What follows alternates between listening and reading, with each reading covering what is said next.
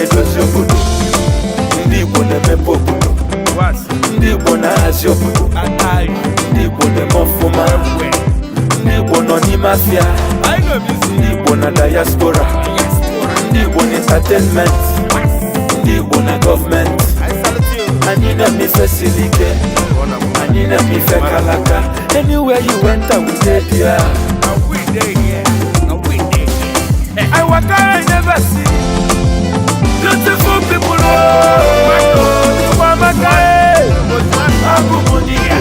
If we jam up on Igbo, Nakana Bụ Igbo. Amaka. I hope we don't miss a thing. I'm going to start with a poem written by Emeritus Professor John Ńkàtá. It's titled The Broom.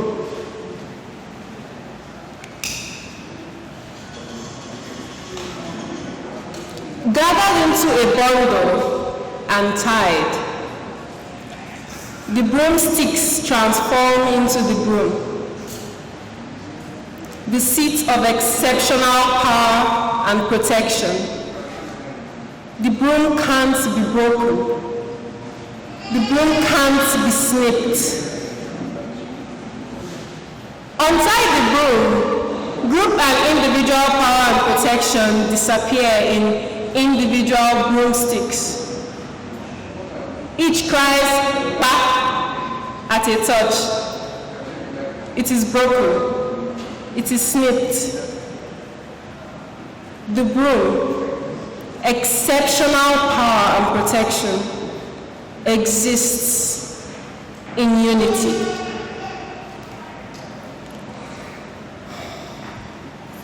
That was written by Emeritus Professor John Ume.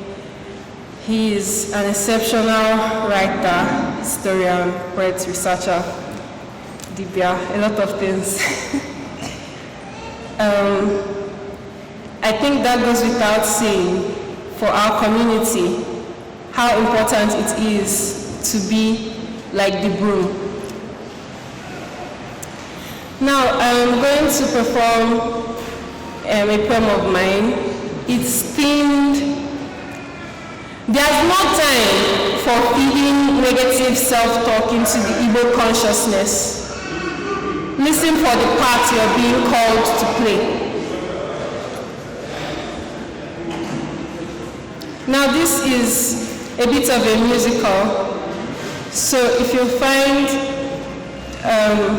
a part where you can chorus, you could join me.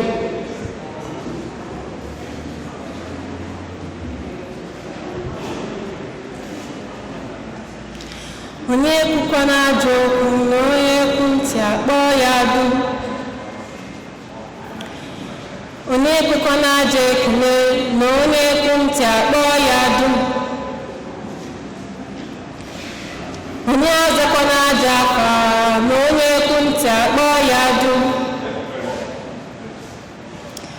Onye weta na-ajọ efe na onye kwu ntị akpọ ya dum. Nye onyinye dum. Ị na-emezi idum, ị na-akara idum, ị na-edozi idum, ị na-eje eje dum, ka ị na-ana ana dum, ị kwere n'isi dum, ị kwere n'aka dum, ị nọdara na dum, ka ị kwụrụ ọtọ dum, ị nọrọ na dum, ka ị kwụrụ ọtọ dum, dum dum. Chimodum, Odumanadum, Nabanabadum, Odumagadum, Gabagabadum. Ejimoko manonyejia. The fire is lit in our eyes for the things burning brightly to be seen. For instance, our scars were wounds of our ancestors, recording the courage of battles. Ask and you'll be told. We don't know losses, only events. history, rich and intense. I have a sister born with a scar same as my late grandmother's, and we call her after Mama. So if they tell me there is no reincarnation, I laugh. I didn't realize I was that funny.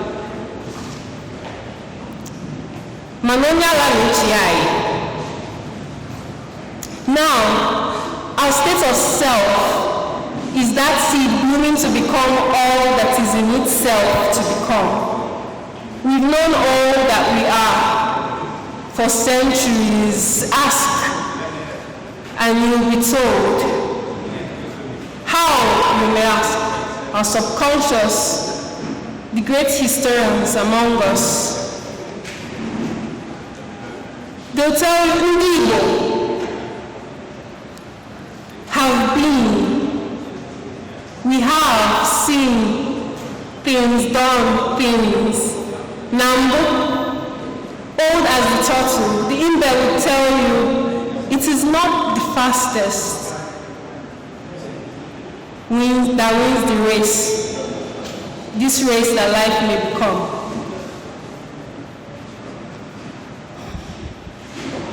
So, if they ask you who you are, tell them, I know my blood will not forsake me.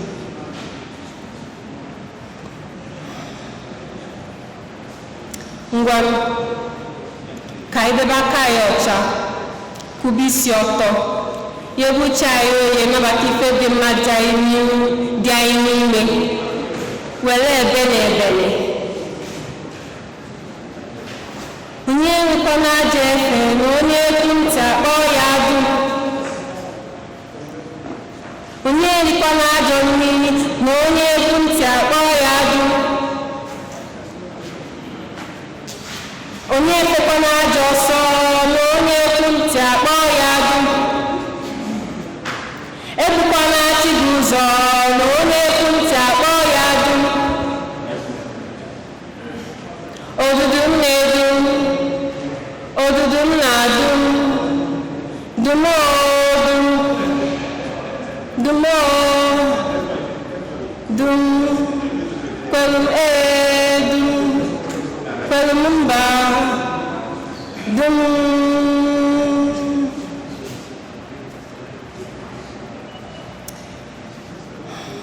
Thank you. And beyond Ńkàtá Ụ, there is also a lot that the center does, and Mr. Ńkàtá is going to come here to talk to us about the work that we do at the Center for Memories, and also how you can be part of that vision and how you can support us. Mr. Ńkàtá, please. Please, with a resounding round of applause, let's welcome the Director of the Center for Memories.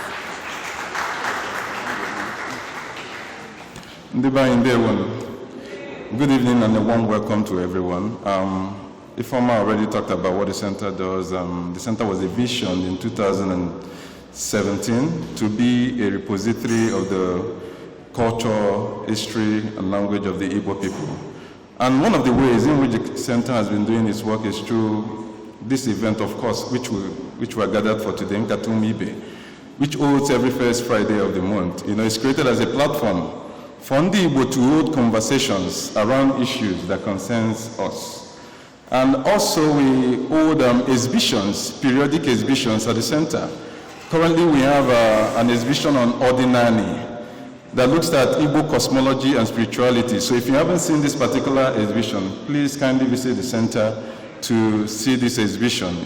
We've also produced other exhibitions in the past. And we have a permanent exhibition on Ozemena, which looks at the Nigerian Biafra war. So we have a roster of documentaries, that the center has done, to tell the unique stories of Ndi Igbo. And as well, we have our book clubs, the children and adult book clubs every third Saturday of the month. And again, the center wouldn't be able to fulfill everything that it's set out to do without the support of Ndi Igbo. And we are everly grateful to people who have always contributed and supported us in different ways. And We also do call for more support. We ask you to give generously to the center in whichever way you can to help us do more. And on that note, I would like to say welcome once more and stay to the end of the event. Thank you so much.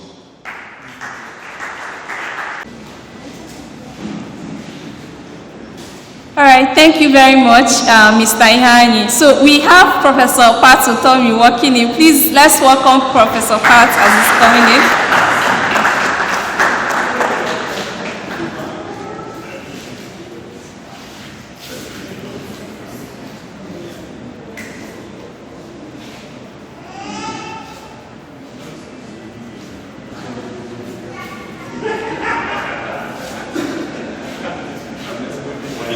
Ladies and gentlemen, I have the singular honor of welcoming to the stage the chairman of the board of directors of Center for Memories, Mr. Patrick Okibo. He's going to come here to welcome us, and then we'll take things from there.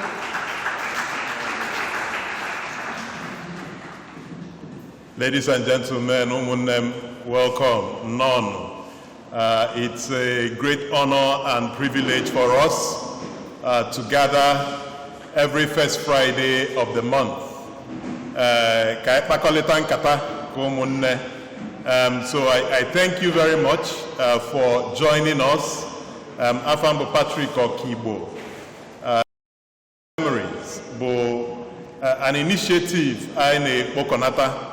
Kaima Manyege Wike spend some time and resources in creating a repository of Igbo culture, Igbo values, in the hope that now we set some kind of a new model, especially for the younger ones, who are coming up. Obuna yemerio to Ńkàtá Ụ anyesi n'enu eda ka ono nwere ebe isi wee bịa, and that is the reason why we're making this effort of creating this repository. The Center for Memories, I'm a number of initiatives I now drive. So every year we put together a number of exhibitions that handle specific themes, so themes around maybe things that happened in our history. The Biafran Civil War is one of the exhibitions we've had going on for quite some time. And we've got other exhibitions about Igbo cosmology, and so on and so forth. And other initiatives that's focused on the young people. So to analyze Ńkàtá Ụ for the youth and adults. And Nzuko Mwaka that holds every month, where the younger ones get together and we try to inculcate the same cultural values, traditions of Ndibo. We also have a monthly book club for the young people. I think it's every third Saturday. Yeah, every third Saturday of the month, young kids, they pick a book, they read it and get together, discuss, and we try to extract the values in those books. But now today, we're here for Ńkàtá Ụ, and I'm totally excited by the presence of Professor Utomi, who my colleague Nana will introduce. And onye na-amaro, onye bi na Nigeria na-amaro Utomi, then iman onye probably no nya ka amu ya onwe onobu n'ime, mana obugodu na ono n'ime o ga na-anukwa maka ya. So without further ado, let me invite Nana Ude, who is also a director of Center for Memories, to tell us a little bit more about Ńkàtá Ụ and what we hope to achieve with this initiative, and then invite Professor Utomi. Nana. Thank you very much, Patrick.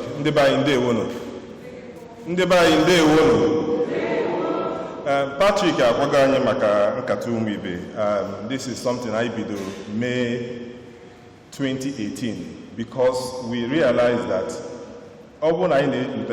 in times past, ndị be anyị nwere ka ha si anọkọ kpaa ihe dịrị ha in the village square n'ogbe anọkọtazie anyị na-apụ na eje n'obodo ma Lagos ma Abuja ma obodo oyibo ya ọ dịzie ka anyị adịrị anọkọta ka anyị kpaa ife dịrị anyị dịkwa so ebe mee ka ndị Center for Memories anyị nọgide nnọọ sị na ọ dị mma ka anyị nọkọta nnọọ asị ndị Igbo na anyị nwere ihe anyị ga na-akpa about our history, about our values, about our culture, about the political economy of our Igbo. There are too many things we can talk about, and we have people who can discuss them. And so we created this platform. The very first one, Igbo Ekunye, Ndi Igbo, Lessons from Post-War Recovery in Southeast Nigeria, or Professor Chidi Odinkalo. And since then, we have had 25 Ńkàtá Ụ. The last one we had was on April the 1st, 2022, where we hosted Dr. Sam Amade, and he spoke on Azotala, Azowute, Civic Transformation and the Survival of Ndi Igbo in a Chaotic World. How many of you were here for it? I will also want to recognize here one of our previous speakers, Mr. Ferdinand Dago. He addressed us in 2018, and if I recall very well, his own topic was, I'll find it. It was actually 2019 that he spoke, if I remember. Njikoka. No, Nkemjika, harnessing our human capital. Thank you very much again. So we are back here today to listen to one of our best, one of our finest. Today we had a teaser for some young people in our CFM, and I reminded them that sitting before them is somebody recognized globally as a public intellectual and a deep thinker. And for those of them who were there, they know what they left this afternoon with. They spent 90 minutes with Professor Utomi, and they left there enriched. And I believe, who are the candidates there that only raise the hand? Because one announcement at the end of the event today, for those who attended, you will still hear it. So we have here one of our best. The day I realized that Professor Utomi Bonibu, the chips on my shoulder got stronger. Because you know, so when I was in the university, one of my friends said, Mama, no Onibu. He said, it's not possible. No Onibu. He said, it's not possible. Until he proved it to me. And he said, hey. And I had told him how I had been admiring him since his appointment as Special Assistant to President Shagari. In his 20s, at the age of 27, he was appointed Special Assistant to President Shagari. But as we all know, Nigeria has quite a large number of political economists. But when you begin to narrow down the list, there are very few that you will find in the category of Professor Utomi. He is a native of Ibuzo in Delta State. Is it Ibuzo or Ibusa? How is it pronounced? Ibuzo in Delta State, but he was born in Kaduna State. He had his early education in different missionary schools, and then bagged his bachelor's degree in mass communication at the age of 21 from the University of Nigeria in Nsukka. From there, he went to the United States of America and got his master's and doctorate degree, and then returned to Nigeria shortly thereafter from Indiana. Within months of coming back, like I said, he was appointed Special Assistant to President Shagari, but unfortunately, that government was terminated by a military coup, and he moved to the private sector, and was also a scholar in residence at American University, Washington, D.C., USA, as well as a research associate at the famous Harvard Business School in Boston.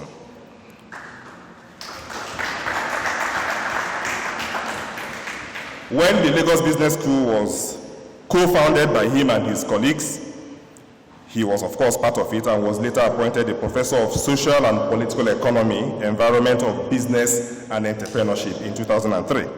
He belongs to a lot of professional bodies in Nigeria and different parts of the world. He also co-founded the Nigerian Economic Society, Nigerian Economic Summit Group. He was one of those at the very first economic summit, and then established the Center for Values in Leadership. He also coordinated the establishment of other civil society groups, such as Concerned Professionals, the Restoration Group, and then ventured into politics. He has been a presidential candidate, and I still look forward to the day he will be Nigeria's president. Can we hear an amen to that? He has written various papers. He has delivered lectures across the world. It was from him that I started studying the East Asian economies.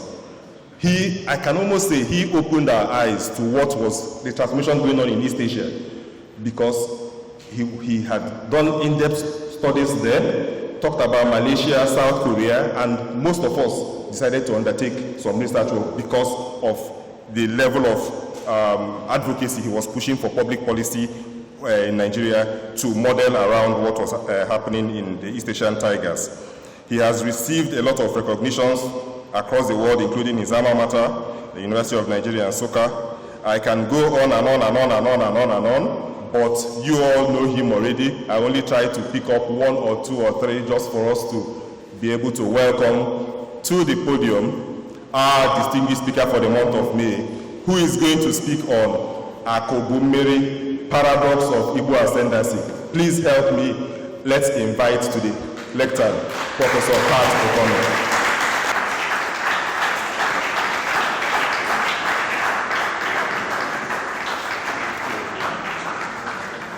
Thank you. Thank you. Let's be seated, please. Such an honor, such a privilege, such a pleasure to be able to be with you this evening. First, I have to apologize for having waited this long to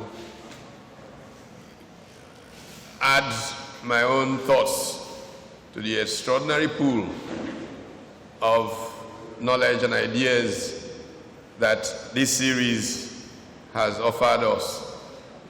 The fact that Ferdinand Agus gave his own before mine is a matter for serious conversation when we get to where we get to. So it's a recognition of my failure, and I apologize for it. But I am glad to be here. Again, you know, I've just been asked out there what really this stands for. And I use this very simple illustration to make the point. I've often looked at peoples and the challenges they've had in human history. And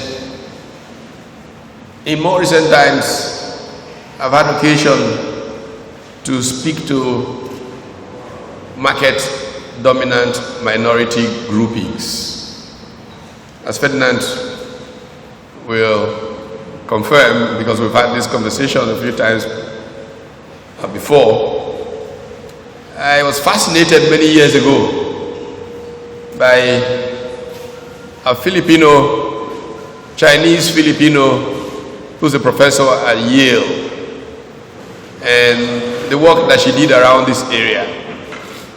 Her name is Amy Chua, and Amy Chua wrote a book that was titled World on Fire: How Globalization is Stoking Ethnic Hatred Against Market-Dominant Minorities. And Amy Chua, in exploring the globe and market-dominant minorities, of course, begins with one of the most famous groups of market-dominant minorities, the Jews. In many societies, the Jews are a minority.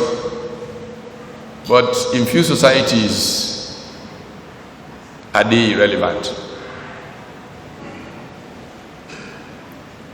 Her book, interestingly, not only speaks to the Jews, it actually mentions the Igbos of Nigeria as a market-dominant minority. And in this wave of globalization that's making them more and more prosperous, the tendency is for them to attract ethnic hatred if they don't manage it well. So In there is buried the concept of Akọ or Akọ Bụ Mmeri. Kpata akụ, ọ bụ na o jiri akọ, ị ga-emeri.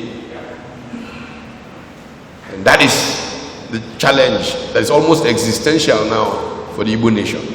So that is the essential basis. So let me salute all. Ohaneze, ndị nwe ekene m unu.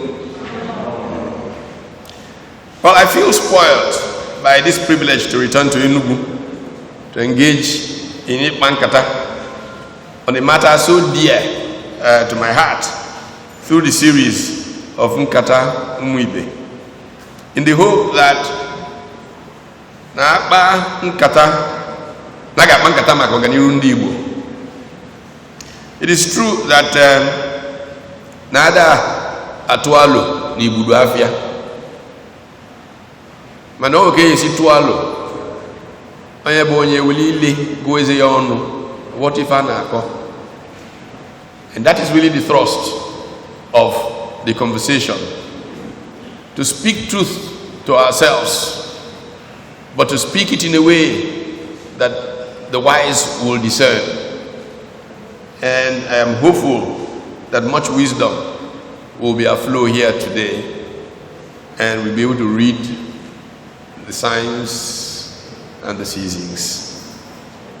I'm here for many reasons, including the fact that this city has a spiritual and symbolic essence in my sense of being. Enugu is dear to me for a basket of reasons. Now by now most people do know that I'm planning to retire very soon to Enugu to live here.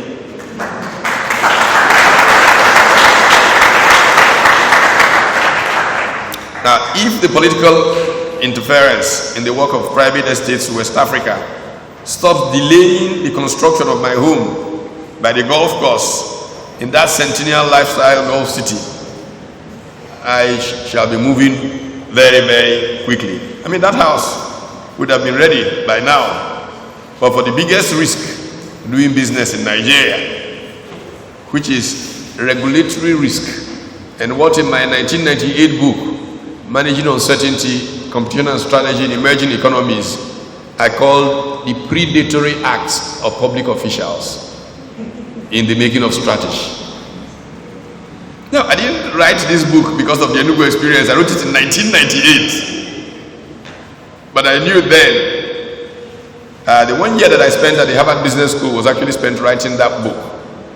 And it, in my view, was designed to explain why you can take a typical book on strategy, say from structural economics, the so-called structure, conduct, performance paradigm in structural economics, and not be able to explain what happens in Nigeria. Because you have not been able to figure in something that happened between 10 p.m. and 1 a.m. in some government officials' home. So, I also love Enugu for nostalgia. My mother was born here when her father, a miner in the colliery, worked for the coal mines and then joined the British Imperial Army and served in Burma during World War II and returned to Enugu after they were discharged from the army after the war. Most will remember that the exposure of those war veterans accelerated the nationalist path. So my grandfather was one of those. I'm sure that many will remember the massacre in Enugu just after that World War II and how much it contributed to the nationalist struggle in response to that. Turned out to be victim of target practice during the Nigerian Civil War. Of course, one of the biggest cover-up efforts in history is the cover-up of what the Anioma people suffered during the Nigerian Civil War. It is perhaps the second worst genocide of the 20th century after the Jewish Holocaust.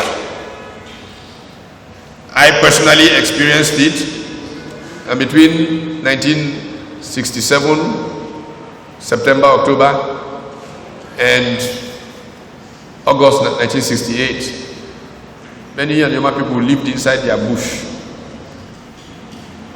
And when people had run into the bush, and my grandfather by then, in his late 70s or early 80s,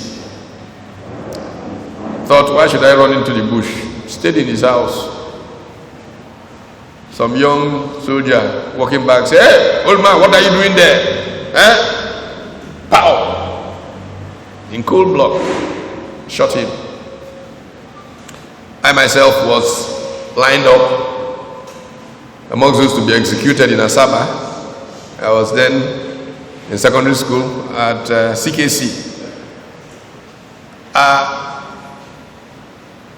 But some paradox from that experience, because my people in the Ekumeku Wars offered the greatest resistance to the British of any people in Nigeria. My people were never conquered by the British. They had established hegemony over Nigeria before the Ekumeku. A challenge which for me was very similar to the kind of challenge that the Roman general Sixtus Quintus Fabius Maximus laid against Hannibal of Carthage when he invaded, his great army invaded Rome. And so I come with that history, and to further embellish my affect for this city is also at the northern end, Enugu that is at the northern end of my concept of a megalopolis that will be a major base of development. I am persuaded that development will effectively take place along certain hubs that I like to term megalopolises. And from Enugu through Onitsha, Newi, across to Asaba and Abo, and possibly ending up in Benin, is what I like to call, I've called for years, the Okago megalopolis. I believe that there will be another megalopolis that runs from Port Harcourt through Aba to Owerri. The Lagos Ibadan megalopolis is one of the first actually to begin to emerge. I had the privilege of advising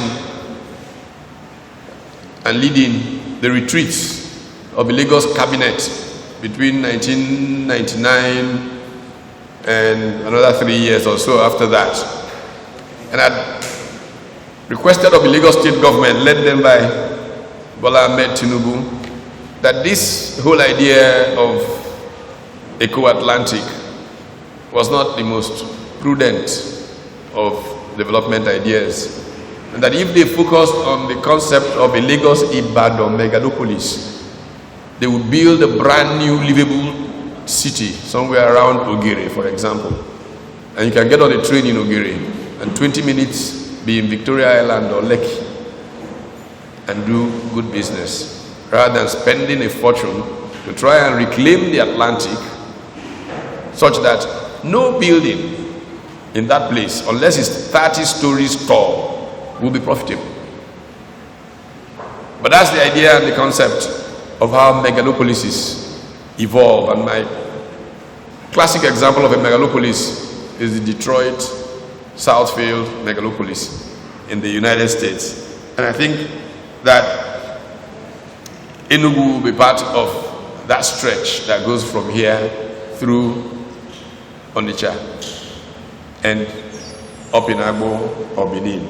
And so that's another reason that excites me about being around here. So when I plan to live here, It's not because my people won't see me. They will see me because if I want every evening, I can get on the train in Enugu and 30 minutes be in my village in Ibuzo. The central object of the conversation that I hope to stimulate today, and that's really what I hope to do, just stimulate conversation, is built around the question of how a people regarded and stereotyped as modest, even stingy, and ever self-effacing became a Yimba. Yet 1 generation later, a succession culture considered vain, loud, bombastic, and brash delivers for the same people a challenged case of strategic relevance. And today, there's a big question. Igbo presidency, yeah, you should give us. Day before yesterday in Abuja, I visited with several leaders, including 1 or 2 northerners who are running for president, and they really mean it. And I had to exercise the most, of restraint and all of that, listening to 1 or 2 of them talk about the Igbos and why the Igbos cannot get the presidency.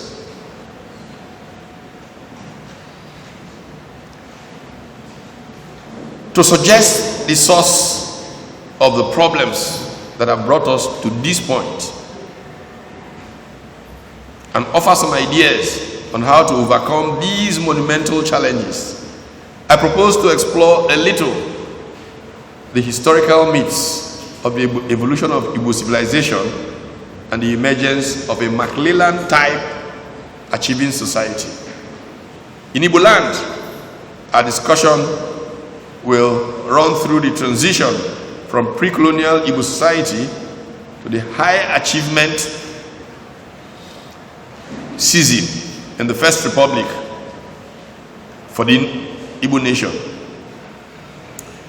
and go on to what drives the political economic culture, which in those days was generally summed up in the work of 2 Americans.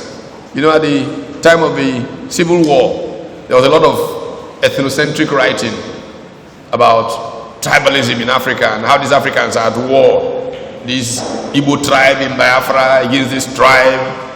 And 2 American scholars, fortunately, I think 1 or both of them had a small stint at the University of Nigeria in those early days of the university. And Howard Wolpe wrote a most interesting book in which they strongly pushed back on the ethnocentric idea of tribalism. Melson and Wolpe essentially argued that what people try to call tribalism was in fact a nationalist competition organized around the regions which were competing one against the other on who would best bring progress to their people. Now, this concept they call competitive communalism. And I thought it was a very elegant way of really pushing back on this view that these tribalists, tribesmen were fighting each other. And I recognize that, that is the interpretation of tribalism, when people who are different often fight. I'm sure we all recall the old Greek typology of persons in society, where at the base level, there are people who just think about themselves. They don't think of anybody else. And the Greeks call those people idiots. It's a description of people who think only about themselves. And then when they make progress, when society grows up a little, then you have people who actually think of people who share certain common bonds, affinities, like blood, like language. And typically, those people see everybody outside of their kind as an enemy. And so it's war without end. And those people they call tribalists or tribesmen. And of course, at a higher level of human engagement, people who think about universals, human solidarity, and all of that, and those they call citizens. Clearly, for me, Ndi Igbo with Njepu, the concept of Njepu, or being people who emigrate within the Nigerian state and beyond, were a people, and if you check properly, almost everywhere you go in Nigeria, after the quote-unquote sons of the soil, as they say, the next biggest population group are the Igbos. Such a people obviously cannot be people who are constantly warring against people who are different from them. The concept of tribe in describing the conflict that involved Ndi Igbo, the Biafran conflict, for me was therefore problematic. And so Howard Wolpe and Robert Melson's thesis of competitive communalism resonated very much with me. And I can actually identify with how that led to significant progress. Indeed, as I have often argued in making this point about the benefits of competitive communalism, if you look at how Ndi Igbo made progress, as for the issues which I plan to discuss elsewhere, but I might skip when I get there, and I should probably put forward here now. As self-government came in 1957, there were a number of issues of identity and progress that came to the table. And the resolving phenomenon was competitive communalism.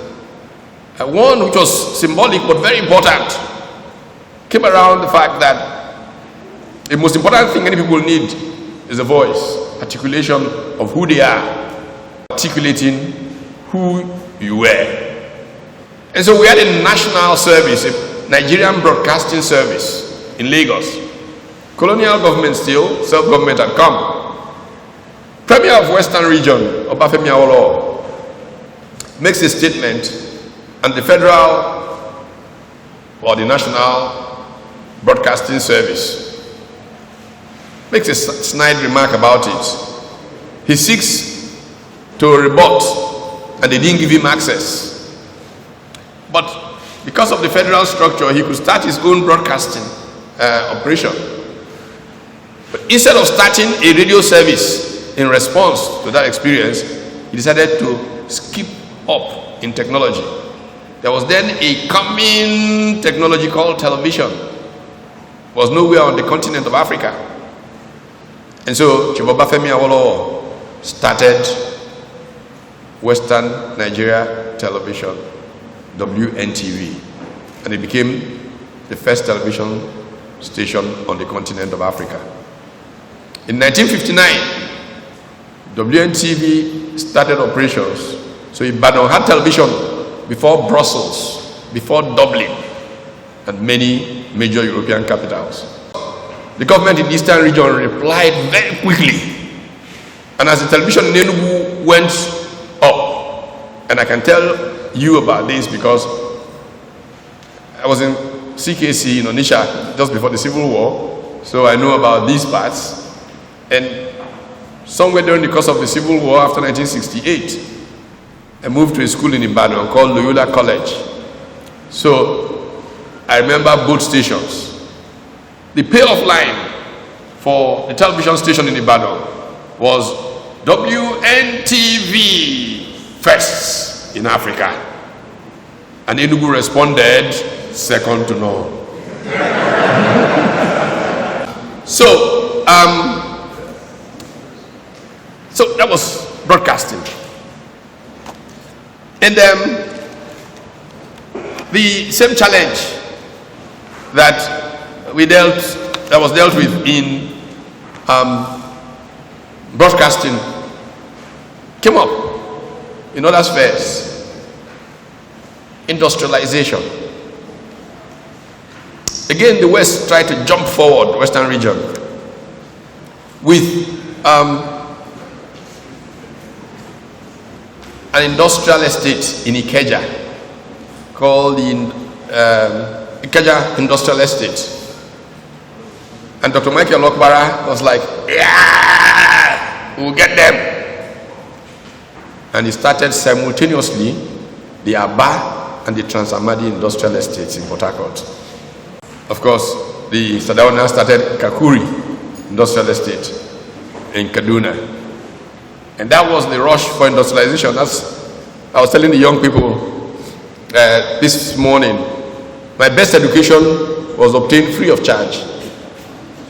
Free of charge, completely free of charge. Most of it majorly supplied by two men. After I returned from grad school, I became very friendly with two senior men, and I would visit them at least 2 times a week and just go there and ask one question, and I would get free education for a couple of hours.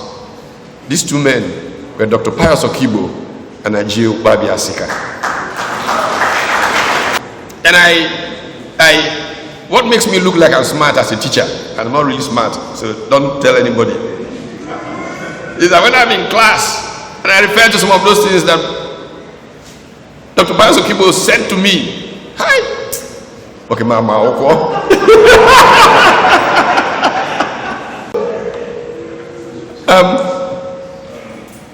As he said to me, and as I know because I read his book on Nigerian public accounts, at the time that self-government arrived, there was hardly any manufacturing in Nigeria.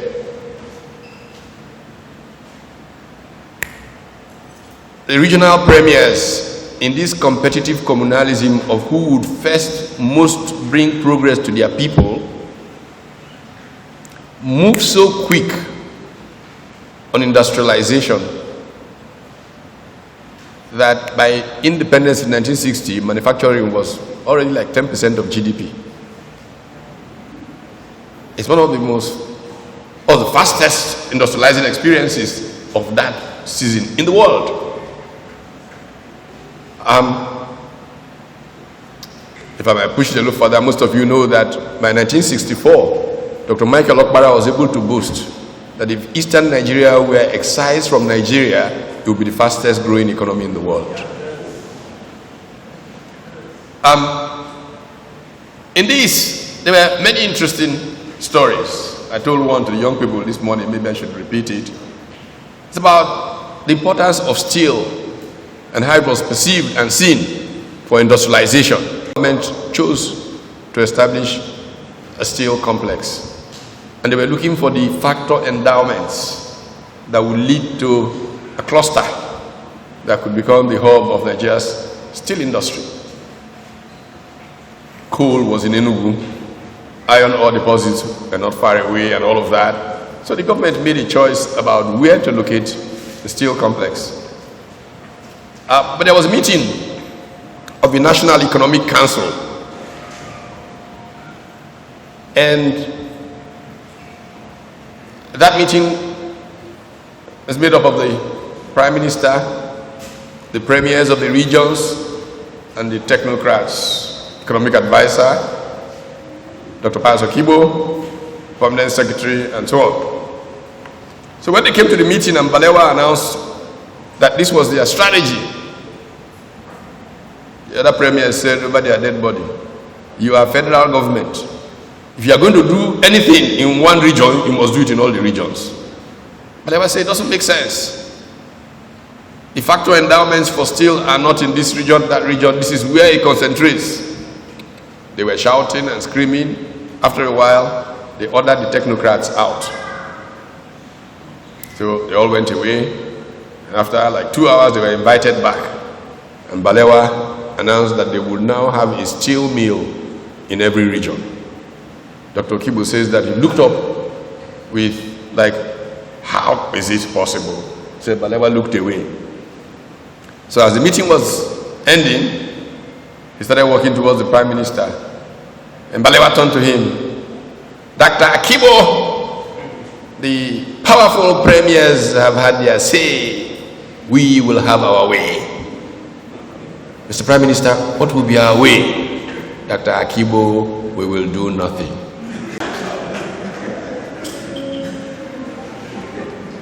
And that's why Nigeria missed the steel window.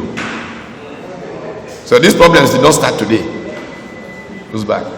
Because at that time, there was a great possibility that would have built up a significant steel industry. By the time oil began to bring a lot of money, by the 70s,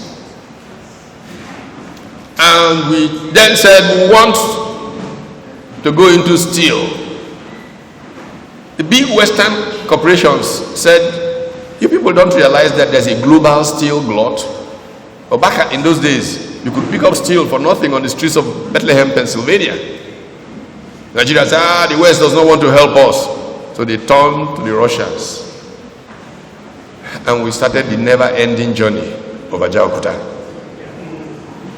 I mean, to make matters a little more interesting, once we decided we were going to do Ajaokuta, the Western multinational companies realized, wait a minute, look, we know how to give these people bribe better than the Russians. So they came, Fijero and Co, just give us the civil works. You guys bribe better. Okay, divide this in. Give them this one. Give them. Before they knew it, they had created the Tower of Babel. And Ajaokuta is still speaking in strange tongues. I could give you other bases of competition from those eras. But let me just say that competitiveness of the Igbo nation was strong back in those days. Of course, education is one of my favorite examples. How did we deal with the problem of education? Western region had jumped ahead with a universal free primary education program. And Eastern region wanted to follow. Dr. Nnamdi Azikiwe, as soon as he moved to Enugu, was determined on a free education program. But when he submitted his proposal, the civil servants did their work. And they suggested that they didn't earn as much money from palm produce as the West earned from cocoa. And so it did not seem that it could go head to head with the West in free education. And Dr. Azikiwe went to Parliament and accused the civil servants led by the then recently appointed permanent secretary in the Eastern Nigeria region, Ministry of Finance, Chief Jerome Udoji. So Zik went to Parliament and said that Udoji was trying to sabotage his government, and Udoji threatened to resign. People had to intervene. In the end, it was agreed that Udoji should take a leave. Just take 1 month leave. Go to London. Rest small. Let this thing cool off. So Chief Udoji and his wife sailed off on the MV Oriole to London. Offered him executive director position. And he was tempted very much to accept it until the delegation came to him and said, you can't do this to your people. And persuaded Chief Udoji to pass on that lucrative private sector position to return to Enugu as permanent secretary. But what was important was, having decided to return, Ndi Igbo had to find a creative way to leapfrog the education challenge. And everybody putting heads together came up with a philosophy that has generally been referred to as Ibuanye Danda. It was a collaboration between the communities. That's why the Igbo State Union became one of the biggest educators in the country. They have schools all over Nigeria. As a child in Kano, I lived on Aba Road, and up Aba Road was the Igbo State Union School. Not just Igbos went there. One of the people that went to that school was a Yoruba man called Jibrila Anyila. He would become Chief of Naval Staff, Minister of Health, and Minister of Commerce and Industry. He went to Igbo State School on Aba Road in Kano. So, with the communities pulling together, the missionaries and the government, Bunu Bunu, Ibuanye Danda, the Igbo nation leapfrogged massively in education. The first vice chancellors of the University of Ibadan and University of Lagos were Igbos. And so, the question for me, the fundamental question, is how did the people who collaborated so well and achieved all this massive progress, how did they get to a point that some nincompoop, whose home I was in Abuja the day before yesterday, running for president, a northerner, nothing wrong with it, at all. How could one of his big eight, he wasn't the one saying it, somebody I've known for more than 30 years, Ferdinand, you know him, I tell you, he said, look, the Igbos can't organize themselves, they can't get together, who will give those kind of people presidency?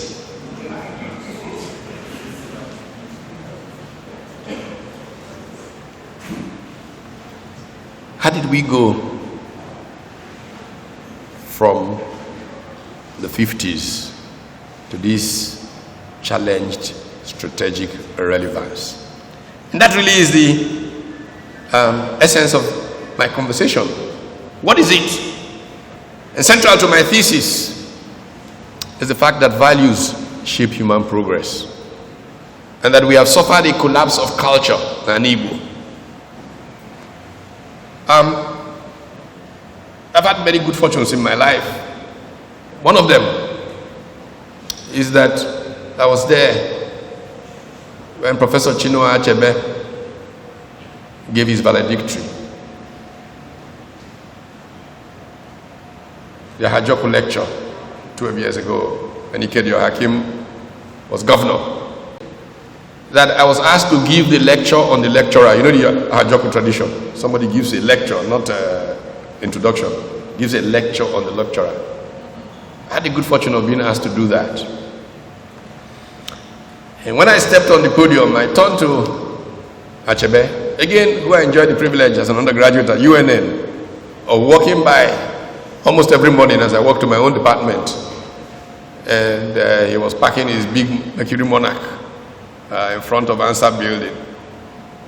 So I turned to him and said, Ogunabo, if I had just spoken him, he looked at me. He said, Nigeria has suffered a collapse of culture.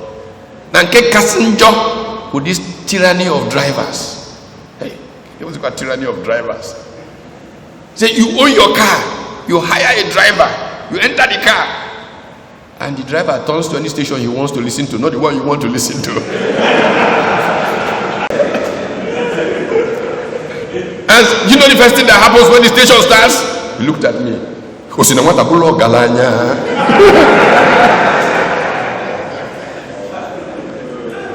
I said, this is the tragedy of what has happened to us in Nigeria since you went away.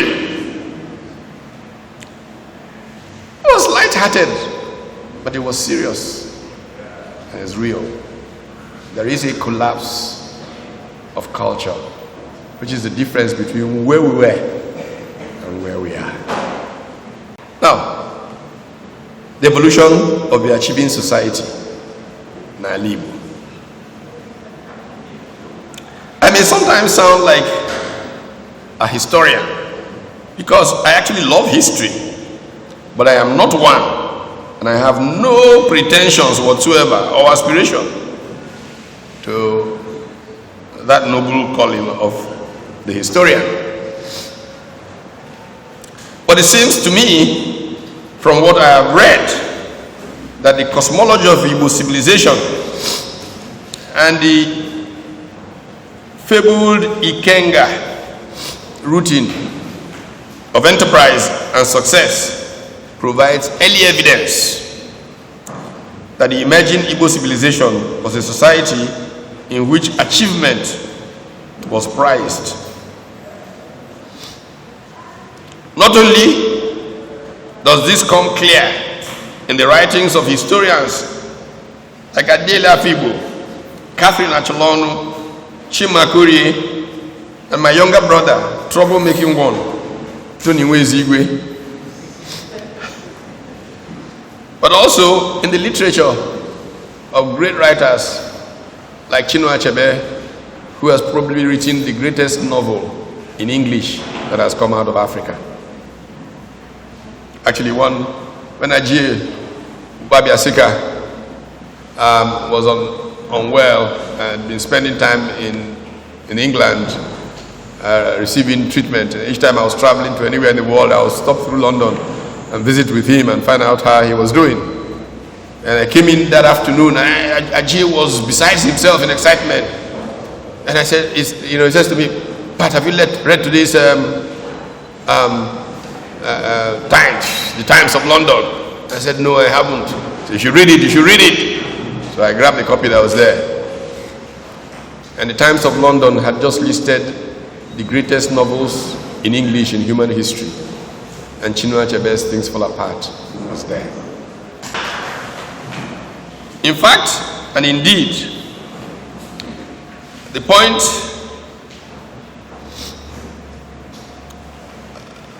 main point of the theme that I turn to today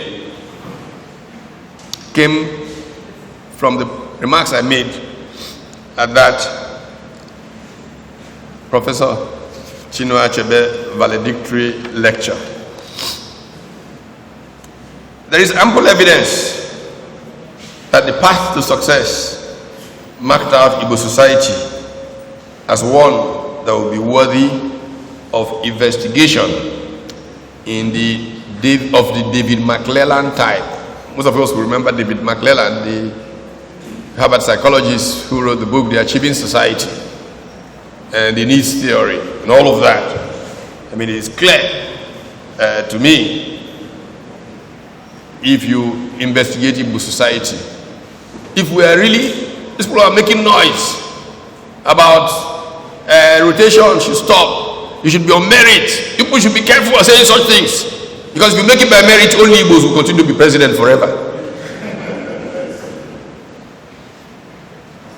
If anything, it speaks to the achieving society and what people have accomplished. Still, I ask the question, why do these achieving people not manage to be strategically relevant in today's Nigeria as they should be? But the path to achievement and the reward for achievement has varied as a result of several traumas of the 20th century. Among them, what Chinwizu likes to call the 7 calamities of the 20th century, which has devastated the Igbo way.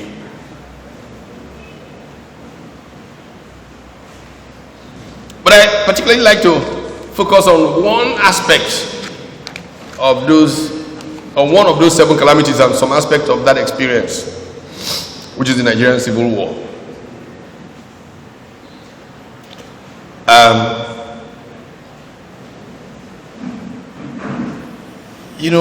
Stereotypes are very important in theater. Stereotypes are very important to simplify life. If you look at a group of people, say these people are Yorubas, they are very lazy people. Becomes a stereotype. Oh, Yorubas are lazy people. And people say it anyhow, which is a very foolish thing. The whole people cannot have the same but it makes life easy. Yorubas are lazy people. Igbos are this, Hausas are that. And those stereotypes, however, affect how people gauge us. I'd like to say that part of the challenge that we face are fallouts of these stereotypes. And so today, when I see a comedian, I usually begin by getting angry before they say anything. Because as night follows day, they are going to typecast Igbo as people who are vain, banal, and just driven by money. One of them that upset me so much, I called the comedian and said to him, "My friend, what do you think you are saying?" He started apologizing. There's something about an accident scene. And the Hausa man said, if you kill me, government will pay, government must pay. And the Yoruba man is shouting, the coward shout, "He has killed me, he has killed me." And the Igbo man falls down, looks at the car and says, Lexus.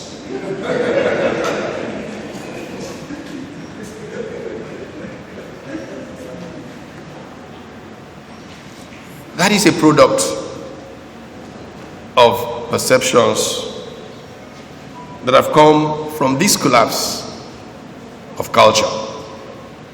And this collapse of culture that drives these images that have formed in people's consciousness can be rooted in many things. Like I said, the calamities of the 20th century.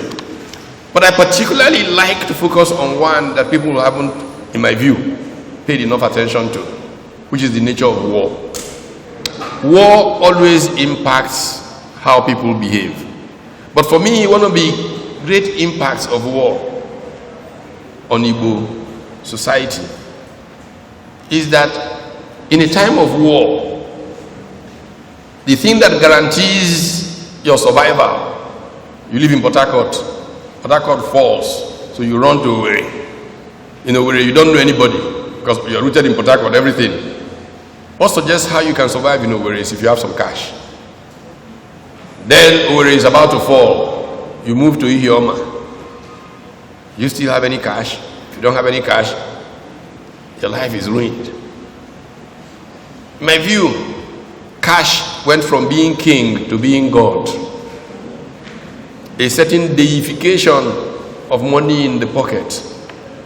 It was not a surprise, therefore, that not long after the war, the reigning slangs were typically around Ejigwega,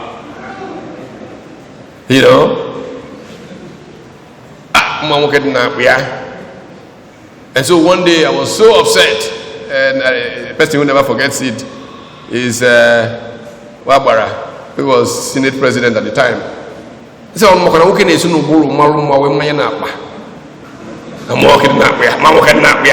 one scratch of signature,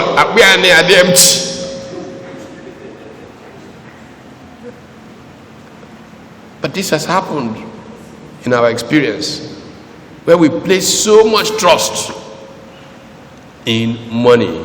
We worship it, we glorify it, we look down on people because they don't have it. And I'd like to tell a story, the motto of a school that I have many friends who went to, but I didn't go to. But since I first read that motto, I've taken to it. Many years ago, a friend of mine was writing a biography of Felix Ohiwere, who went to government secondary school Owerri. And the motto goes like, work hard, play hard. When wealth is lost, nothing is lost. When health is lost, something is lost. When character is lost, all is lost.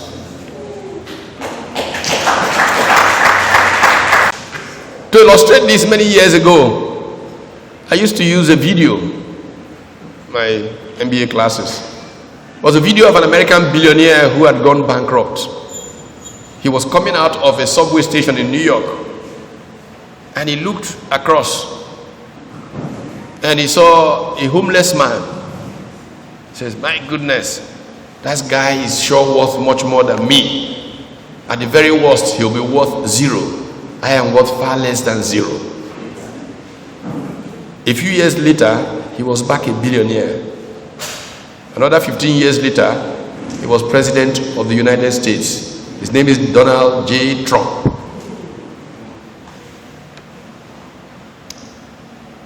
But this smart man called Steve Jobs created the world's most valuable company. And cancer came calling. And in his very prime, he was taken away, even though he had the money to buy any medical procedure there was. When health is lost, something is lost. If you want to know what happens when character is lost, look at Nigeria. Its political class has no character, and Nigeria is prostrate on the floor.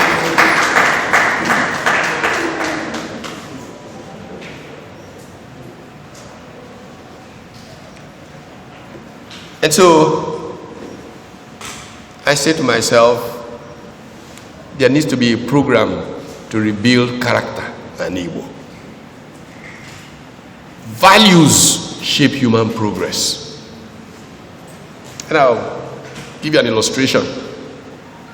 You know, there's a great American sage that I admired so much when I was a grad student in America and many years after. He was an intellectual in public life. That actually is the title of the book his former students at Harvard wrote about him, put together.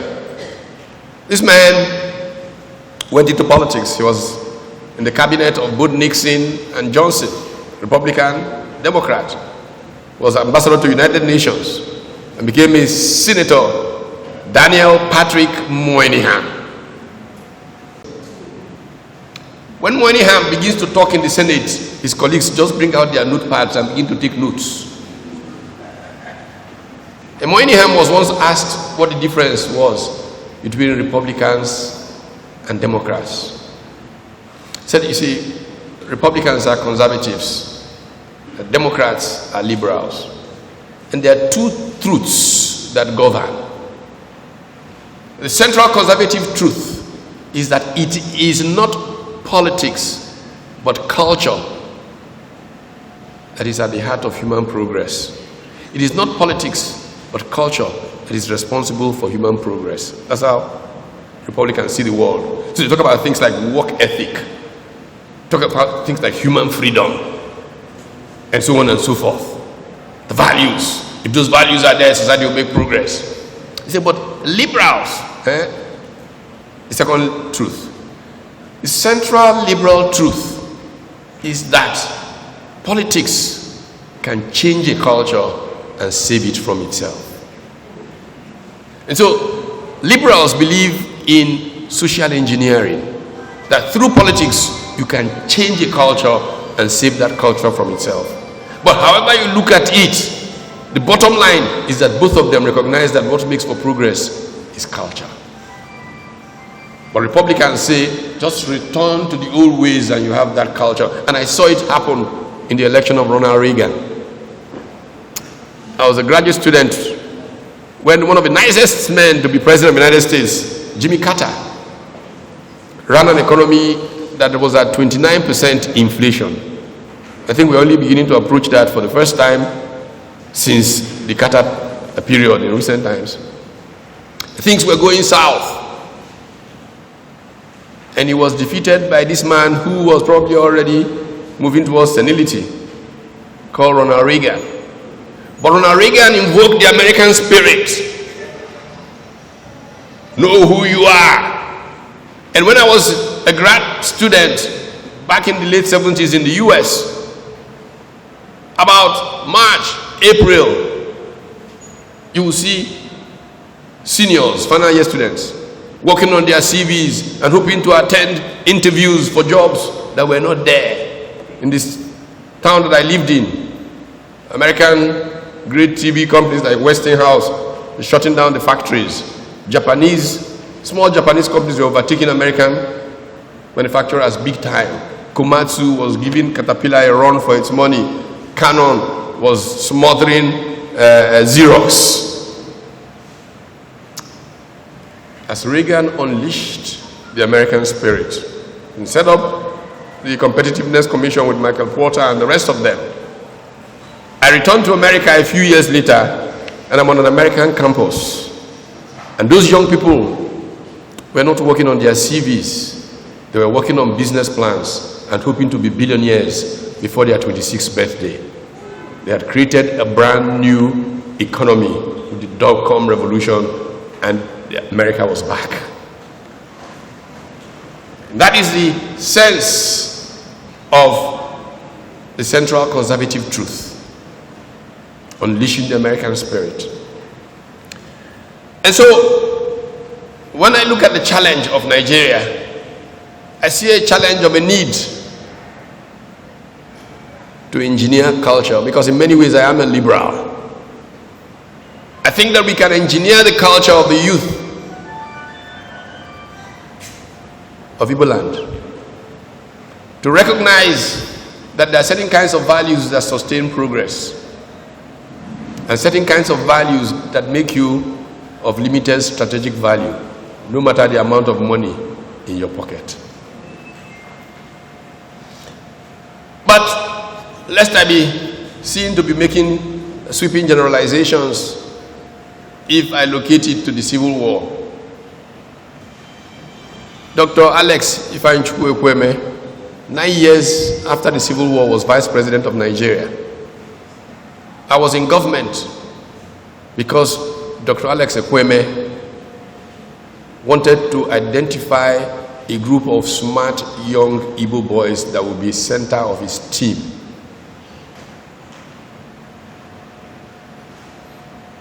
In 1983, it was almost clear that he was going to be president of Nigeria in 1987. Indeed, I argue till today that the coup was to stop him from being president. And so perhaps if he had become president, I would have been chief of staff to the president at age 31.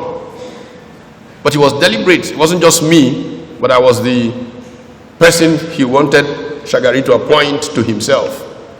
I replaced Professor Denigwe. And the idea was to build a team of smart young Igbo boys around himself. I'm not sure that I'm smart, but at least he may have thought so. When I arrived, we came to Enugu in December of 1983. After the plane crash, President Shagari was in India when the crash took place. So when he came back, everybody came to pay condolence to Enugu. And after the visit, Umaru Diko, Dr. Kweme and I flew in a plane to Ibadan because the NPN convention was going on in Ibadan. And as we arrived, I saw a transformation in the man. To enter that stadium, it was like a general getting ready to enter the field of war. And he gave me that his Ide staff of office. And I thought to myself, there's a steely determination in this man. And sometimes one of the things that I reflect on very soberly is where Nigeria would have been had the people who struck allowed that path to travel. So if 9 years after Ndibo could produce vice president, why are we saying that today this diminished strategic relevance of Ndibo could be tracked back to an element in culture that was affected by the Civil War? Well, phenomenon, again, that I think has not been examined enough, is that after the Civil War, oil suddenly became a mega factor in Nigerian affairs. In the rent-seeking state that evolved, where smart wheeler dealers could get anything and become overrich overnight, and the smart people able to wheel and deal were Igbo young business people. They all suddenly began to get enormously wealthy. Military rule had come back after the Shagari government was removed at the end of 1983. And dealing with soldiers was much easier because the politician is playing games for his election, for this. The soldier just collected his own. I will not mention, but there was one famous general I used to call 1 million, one fish. Say, how many fish you bring? Put them there. How many million naira you bring? And so Igbo boys made a lot of money. As some people have actually argued, and I was somewhere where it was argued yesterday, that there are Northerners who argue that 73% of all the property in Nigeria belong to Igbo. Now, how can you have all that property and be strategically irrelevant? So I suggest that we need to learn a thing or two from the Chinese about how values can lead to national resurgence. In 1978, after I had already graduated from University of Nigeria, so I'm talking about a long, long time ago, 78, Deng Xiaoping emerged as the new leader of China after the great, powerful Mao Zedong passed away. China had been asleep for several hundred years. If you read the historians like Neil Ferguson and co., trying to explain the collapse of Chinese institutions and China's prolonged slumber. And Deng Xiaoping rallied the people to the greatness of the China that they could remember. At that time, output per person in China was probably half of that of Nigeria. One generation later, it's probably 30 times that of Nigeria. And so the question is, how can an achieving society which can reshape Nigeria have missed a role of relevance in deciding where we travel? My simple thesis is that as culture became bombastic, showy,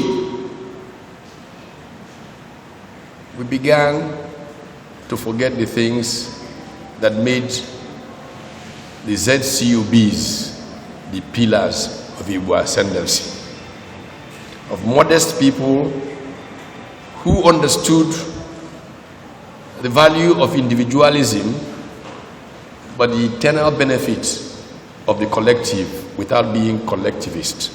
And part of the way that I like to illustrate it is, there's a Belgian-born professor at Stanford called Robert Bugelman. And Bugelman, in dealing with strategy, studied way back in those days two companies. Studied many companies, but used as main illustration two companies. One, bottom-up decision-making company called Intel. The young engineers driving the company, making progress. A huge behemoth that had been very successful using corporate planning, what they call the induced process. The big men at the top, seeing tomorrow, telling the young engineers down there what to do. As IBM was going down, Intel was rising. The IBN had come so far down that they had to hire a person who did not know anything about computers to run it. They went to RBJ Nabisco, biscuit makers, and hired Louis Gessner Jr. And after he turned around IBM, he wrote a book, Who Says Elephants Can't Dance? The Igbo nation needs to dance again. These young people can make it dance. But we need a new connect between Igbo intellectuals and Igbo men of commerce. And there's a very big weakness there. Very big weakness. And Ferdinand, you know some of this. In my house in Lagos, we gather very often to look at Igbo problems, how to solve them. When Chris Asoluka was president of Aki Kenga, he just shut down the ports. We all begin to run around. We make sacrifices. I know how much of my limited resources have been committed to these struggles. Not one Igbo businessman has ever come to me and said, nah, all these things that you do, how can we support it? Not one.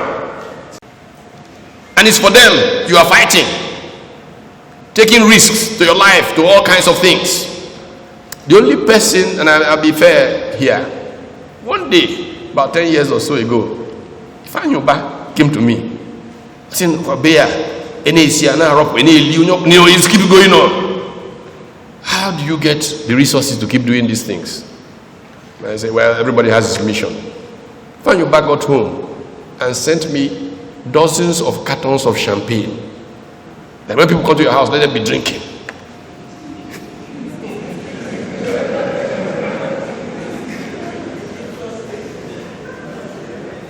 Look, I created a television show called Patito's Gang to allow people boldly discuss these issues. It's been on air for 22 years today, and it all comes from my pocket. It's part of the reason I'm poor. In my first 3 years, when the thing was a 90-minute show, was on every network in the country, that's actually cost me something like $20 million, US dollars. I converted it. How did I manage to do it? The person who made it possible did not know that he was the one who made it possible. He still doesn't know. I don't want to tell him, but he may have heard the rumors. When I was at the University of Nigeria, there was a rambunctious guy on my floor who every morning ties wrapper, quarrels with everybody going to bath, has a view of the world. One day he became managing director of Nigerian breweries. His name is Festus Odimiru. Now, when Festus gets these crazy ideas, he somehow thinks of me. Then one day he came to me. He said, I need a powerful symbolic show of Nigerian breweries leadership. And I conceived something that was called Leadership Reflections. I don't know how many of you remember it. It used to be on network news. And we made a fortune from it. But all that fortune was put into keeping Patito's Gang on air instead of making me a rich man. But if you look at how the Jews have made progress, is that their men of commerce have kept up their intellectuals. The Igbo commercial class needs to think again. Chiariano, we will rise as a people, we will rise as a nation. God bless you all.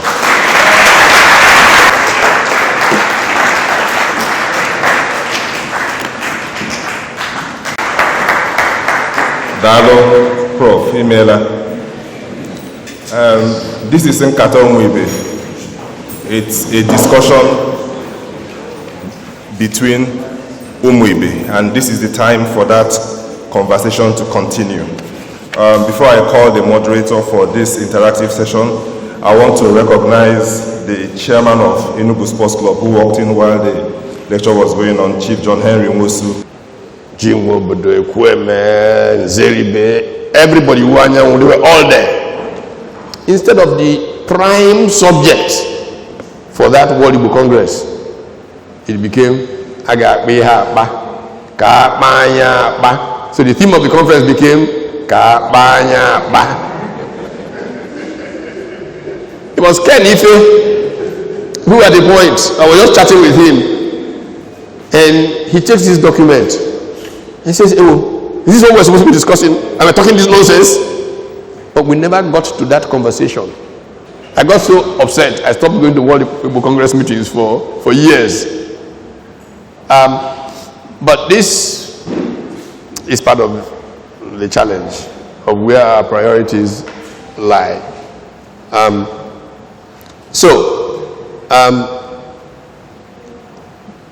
Competition doesn't make you an enemy of anybody.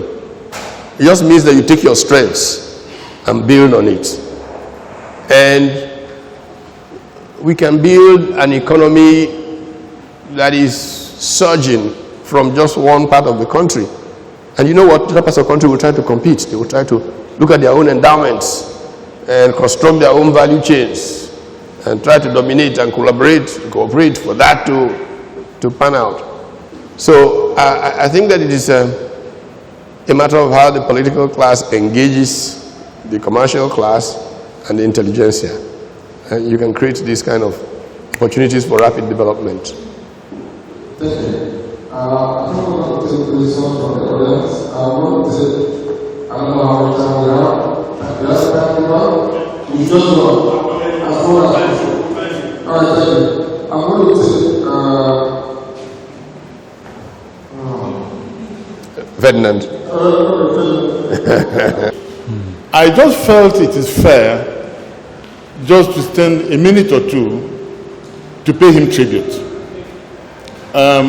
When I was appointed DG of National Maritime Authority in the year 2000, it was an agency that was, they called it the cash cow. Milking.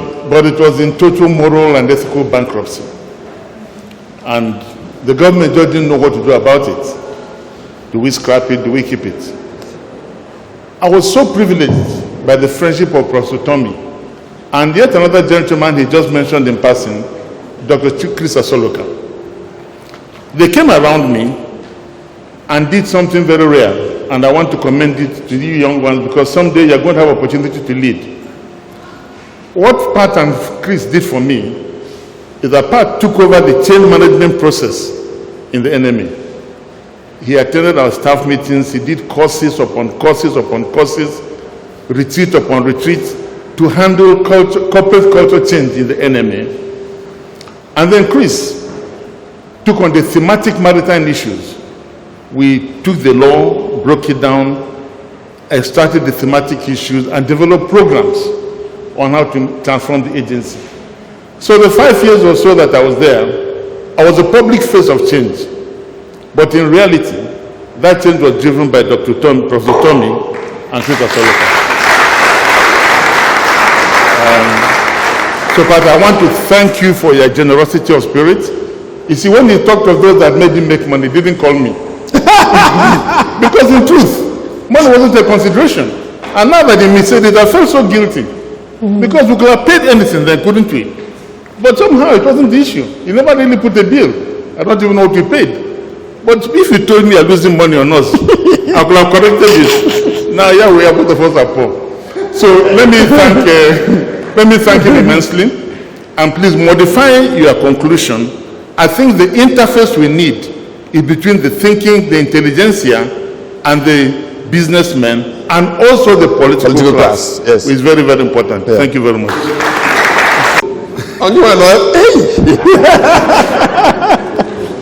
Professor Utomi, before you became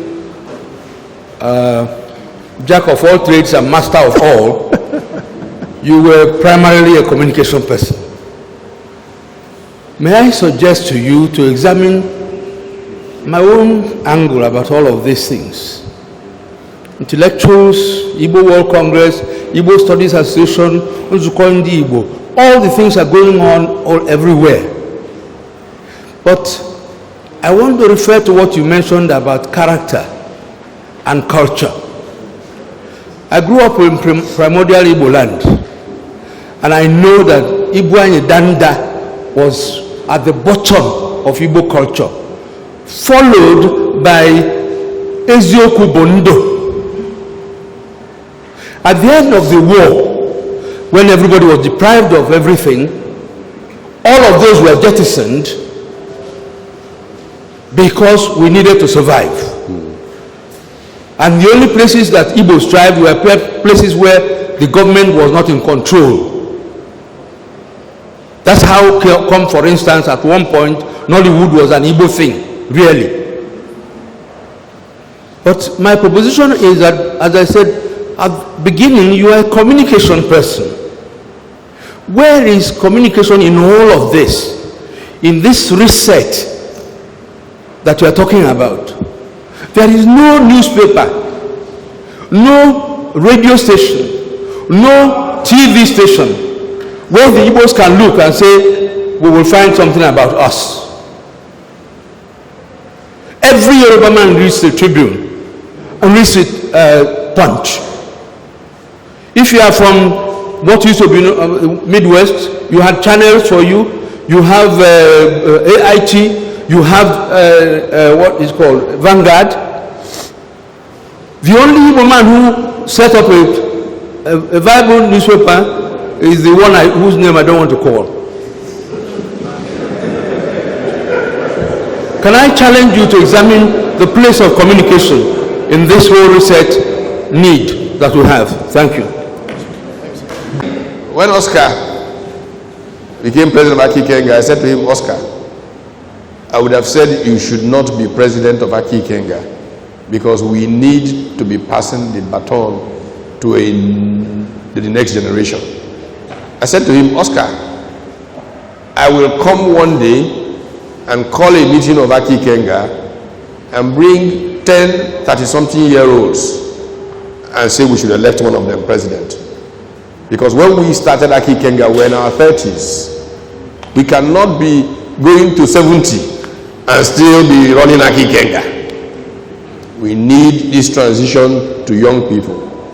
But the other thing that I want us to do while you are still president, before we make this transition, that we want to deploy communications instruments as best as we can to run a values reorientation campaign for Ndi Igbo. We actually approached Nnamdi Obi, Ozodin Obi, who has a radio station, I think it's Ogene, in Anambra, and he committed to making that channel available for a values campaign. We're going to use billboards, use all kinds of things. 8-9 years ago, I sat down with Chris Obirapo.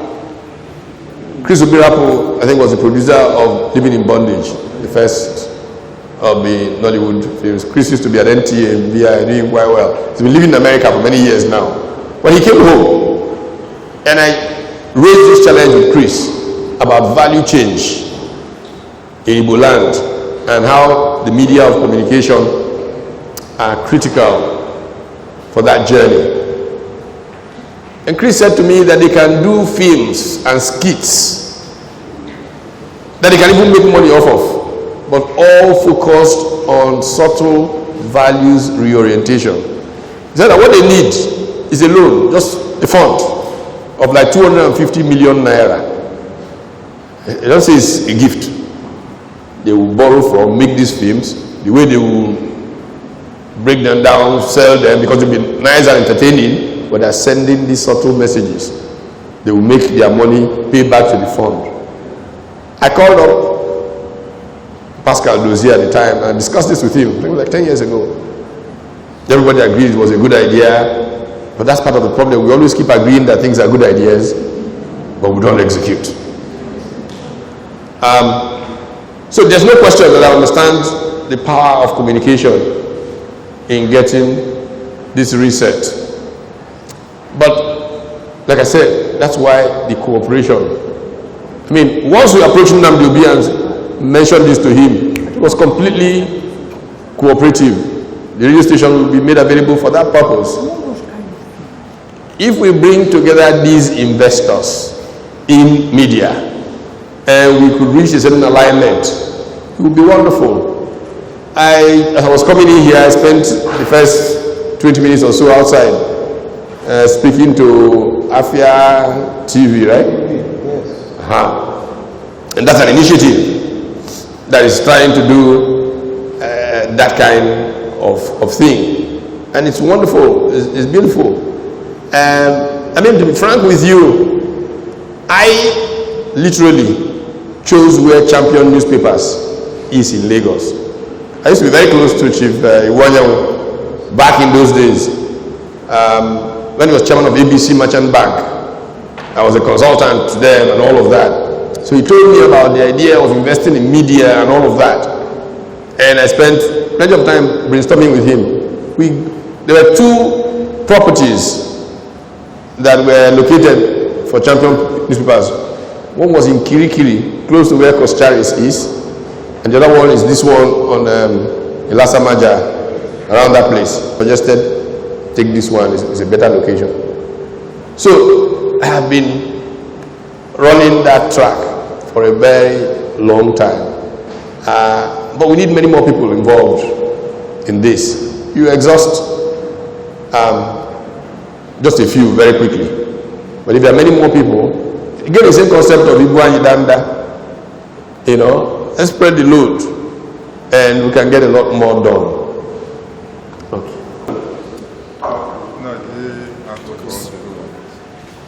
Good evening, everybody. My name is Ebere Okoye. Prof, thank you very much for your speech. It was really good.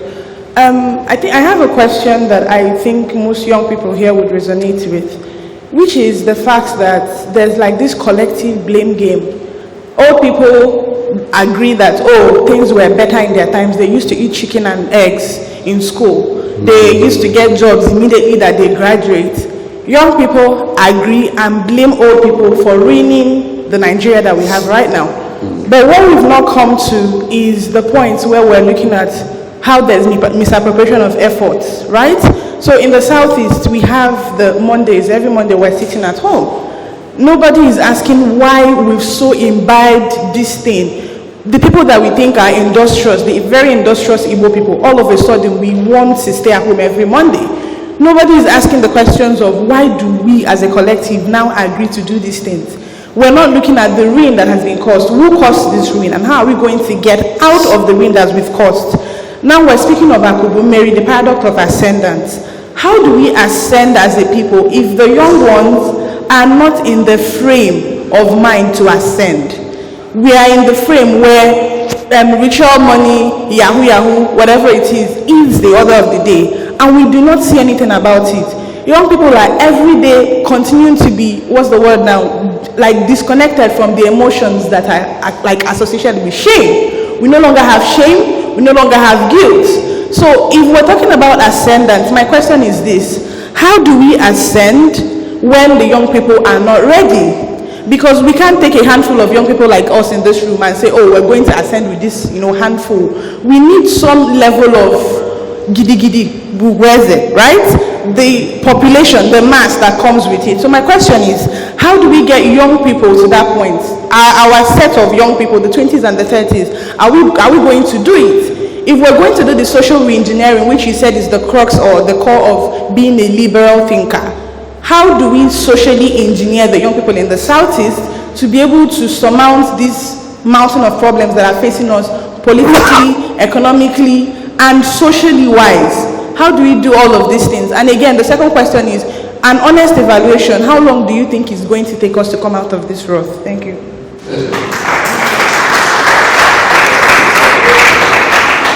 It will take as long as you want it to take. What do I mean by this? And I shared some things when I spoke with you, the younger ones earlier, and gave the example. No, maybe it was on the radio interview this morning. When you get so many engagements in one day, you forget what you said where.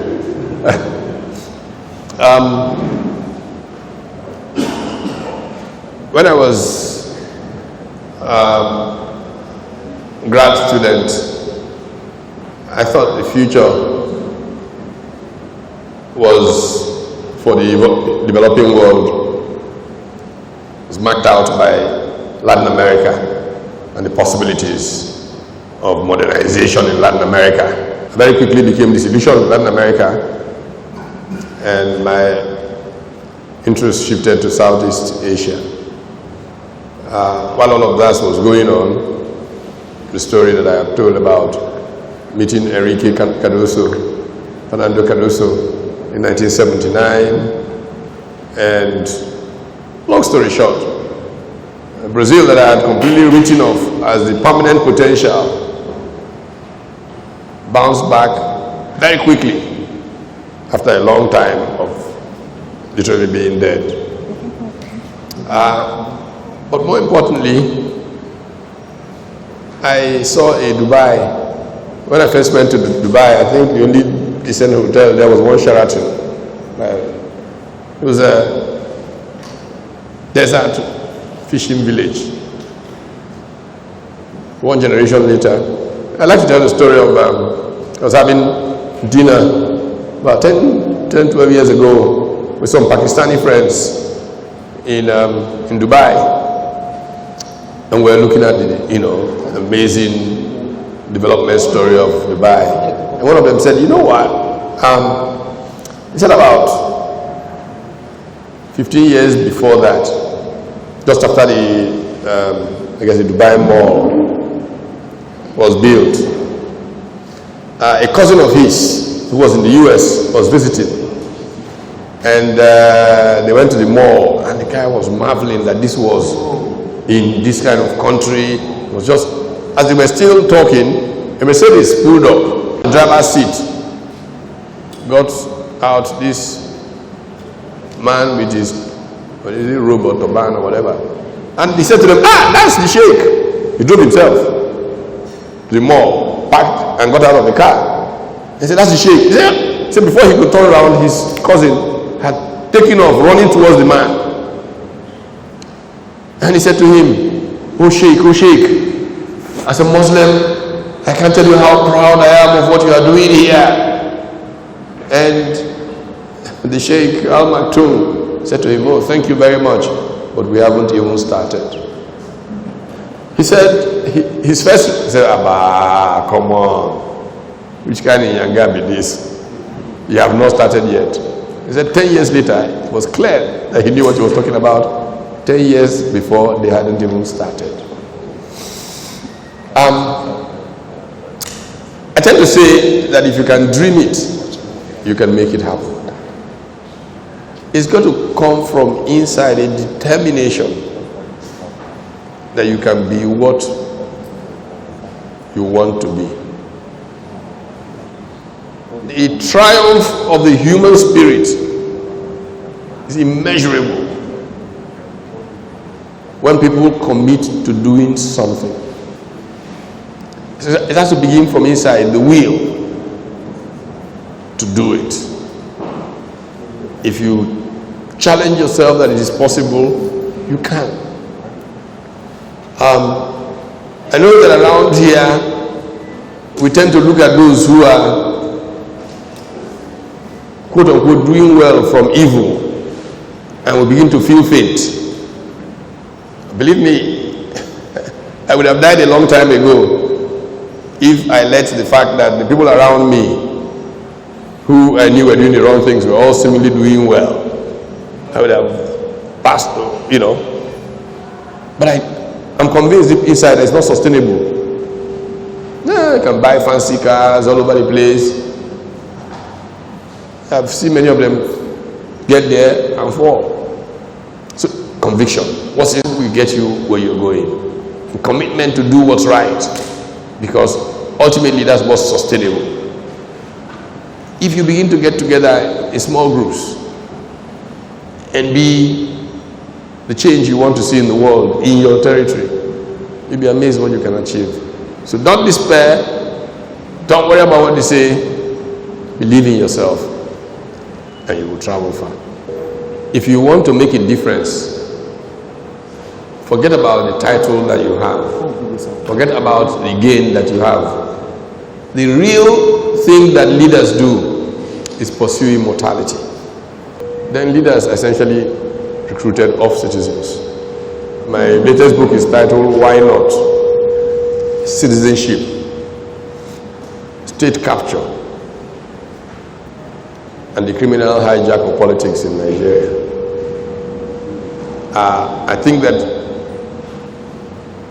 citizens are the ones who ultimately will liberate us. I think this is my own view. I believe that this grand lecture that we have had today is a technical rehearsal of the real lecture, because the technocrats, we may have a few of them in the hall here. We have the students, we have the intelligentsias. We don't have the Igbo leaders in terms of those who control affairs in Igbo land politically. They are not here, and we also don't have the business class here. And I believe that if we search for Igbo leaders and Igbo business moguls who are convinced on this idea, that we can find them. We don't need many of them, the power of one. If we can get one Igbo political leader who is convinced about what Pat Utomi had said tonight, that has filled this house, I am sure that one person can be a starting point with finding the business class within business people in Nigeria, that many of our brothers in the diaspora are burning with this idea. And many of them have a lot of wealth, but they don't know how to go. I think that Pat Utomi's lecture is a template for something to happen in Igbo land. And I want to believe that the real lecture is going to be stage managed in such a way that even if it's only Soludo that we get from the political class to represent that class, and then we get a couple of well-meaning Igbo businessmen who are even afraid of spending their money. I was talking with my friend, you know him very well, Young Shagro. I mean, they have money, but they're even afraid of moving around. So much crisis for money they have made. So isn't it possible that we can sieve out some of these critical actors that are not here, so that this very organization can bring Pat Utomi back in a forum that all the representatives will be here, and we see whether there can be a pathway from this. Because what you have said today, I'm so happy that I'm here to hear it. Yeah. And it's not enough to disseminate it in the media. We need to bring those who are convinced, who have conviction on this idea, on the table for us to have a way forward. Thank you very much. Thank you very much. I really only wanted to listen. Thank you, Pat. I call him Patito because of that Patito gang that he mentioned. But the question that the young lady asked troubled me, and should trouble people of our generation who actually ate the chicken and ate the eggs that you referred to. I can tell you that a few of us are troubled because of what we seem to be bequeathing or not bequeathing to your generation. And that struggle has even made many of us to venture into things ordinarily we would have said we don't want to venture into. Because when you sit on the sideline, it's easy to criticize. But some of us have tried to get in to see if things will be corrected. But as Pat said, they've raised the bar so high, and character is not a measure for admitting one into the club. So in fact, I know in those days they would say Osito Wu is the best candidate, bet. So I used to ask the journalists, what is the bet? How do you explain the bet?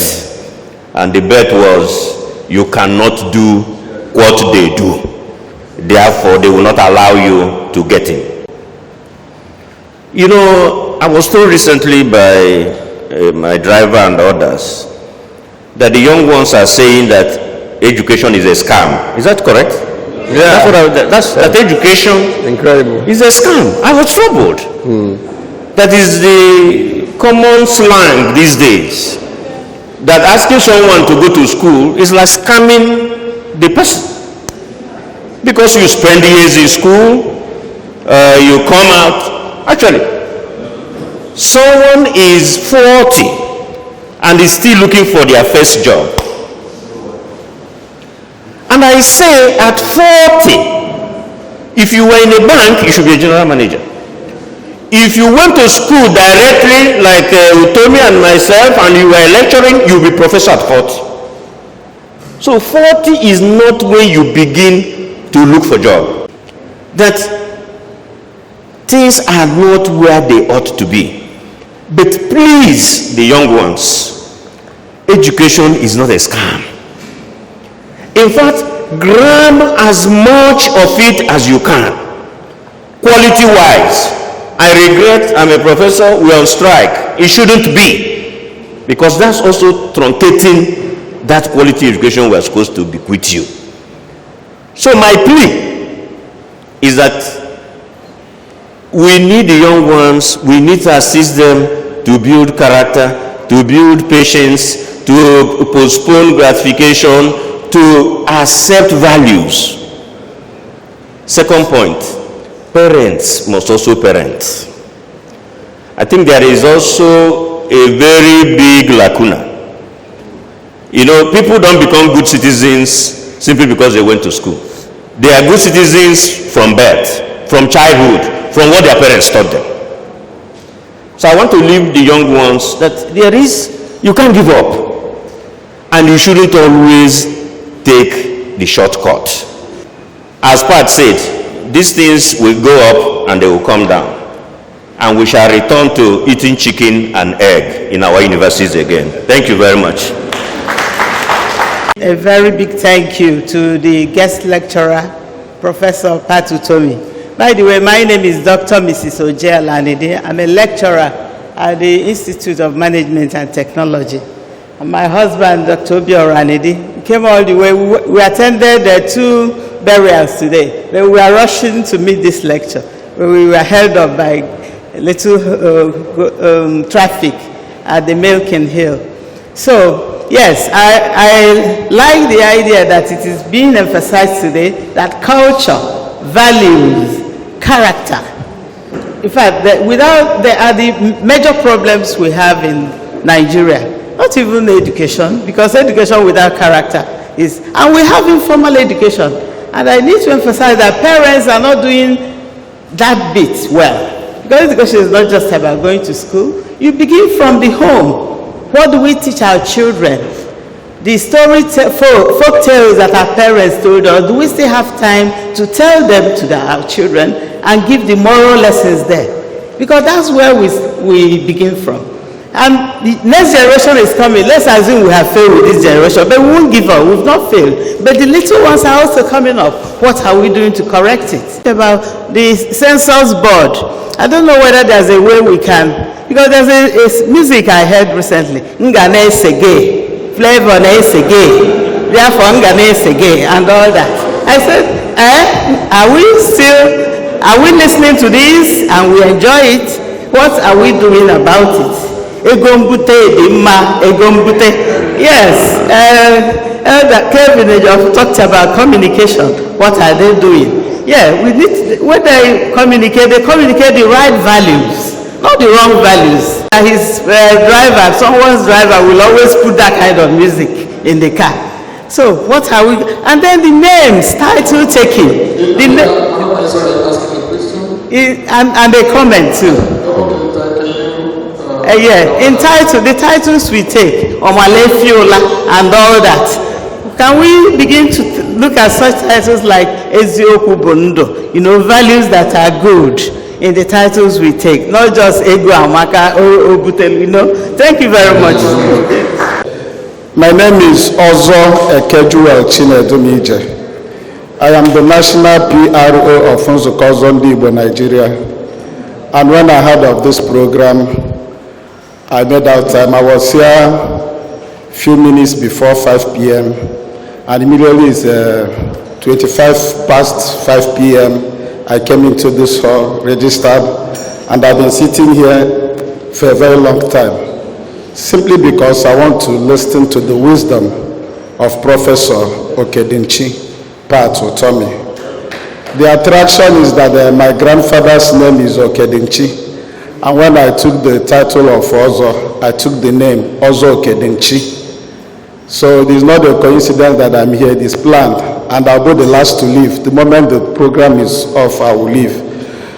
Coming to what you said today, the culture of Igbo man should be promoted. And if you don't do that, we will continue to move down to the abyss.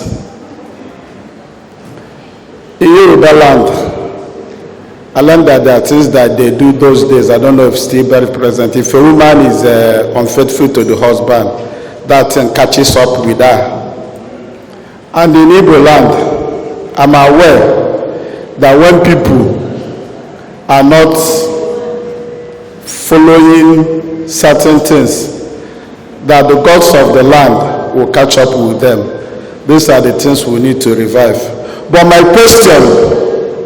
question is this: is it possible that these businessmen will be watching people embezzle our commonwealth and we will still expect them to come and support what we are doing? Thank you very much. Well, first of all, different businessmen make their money differently.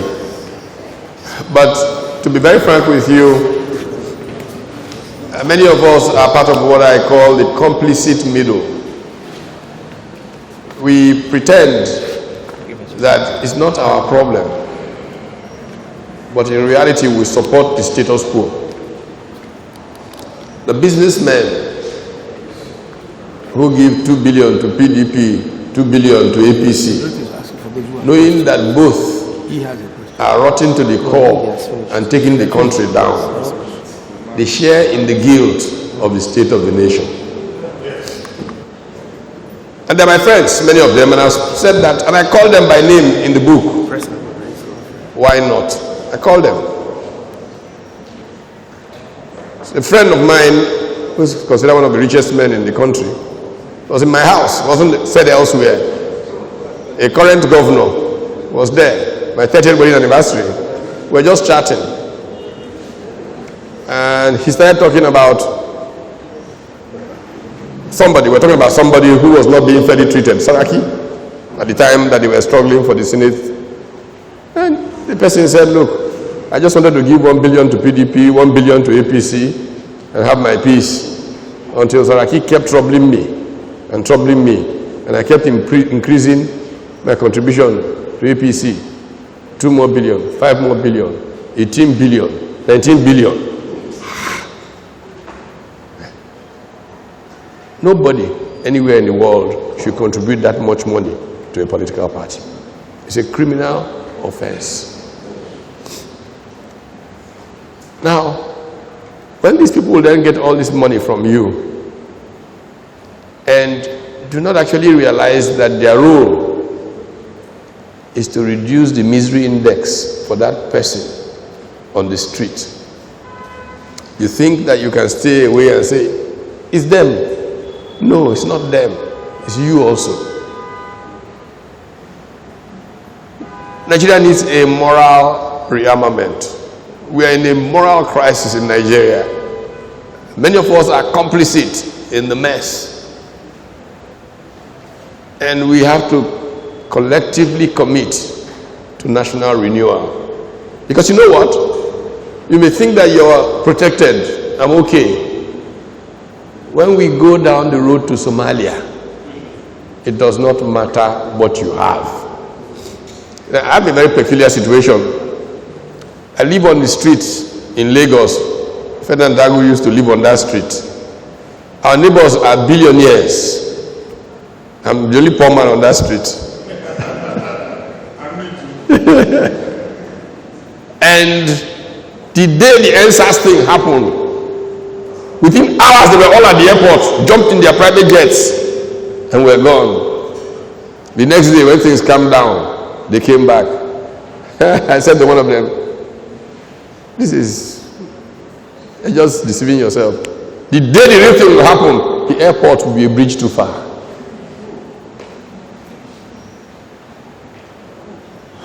And so even in our own self-interests, the ultimate selfishness is to make sure that society is decent enough that you don't have to face that. And I will close with this true story. When I was in grad school, I had a Liberian neighbor. His name was Serenius 4. One day I was coming back from the library and I saw U-Haul. I said, "Sai, what's happening? Where are you going?" He said, "Boy, I don't tire." He said, "Tire of what?" He had not finished his PhD. So people were calling him from Liberia. "What are you doing in America? Opportunities everywhere. Yeah, what are you doing with PhD?" So Sai decided PhD was a waste of his time. Packed his load. Boom, he was back in Liberia. As it turned out, when the Liberian Civil War started, Sai was appointed ambassador to Nigeria. And I was living in VI, not far from the Liberian embassy on Idejo. And many evenings, Sai will drive up to my house. Sometimes he will come with their president of Liberia, at the time, Amos Sawyer. They will drive to my house, sit down, because Amos Sawyer too came from the same university, incidentally. He's been back teaching at IU since he stopped being president of Liberia. I don't know if he has retired or is still teaching. And Sai will look at me and say, "You know, your people puzzle me." I say, "How?" He said, "You know, you and I were in Bloomington when I said to you at the go, I came back to Liberia. Things were going very well. Before you knew it, I had my Mercedes, I had my house. Tallbat and cool." I say, if I talk now, I may lose my Mercedes. I better keep quiet too." So I kept quiet. One day, one staff sergeant killed these people, take over. And I say, "Shay, look at this staff sergeant. He's doing terrible things. Look at what he's doing." He said, if I talk now, I will lose my house. So I kept quiet. You see, things got so bad. Insurgents were coming. That your Mercedes you love too much. You are driving on the streets one day. Somebody says, "Stop!" You stop. "Give me the key of that motor." Only motor takes her. "I'm still alive."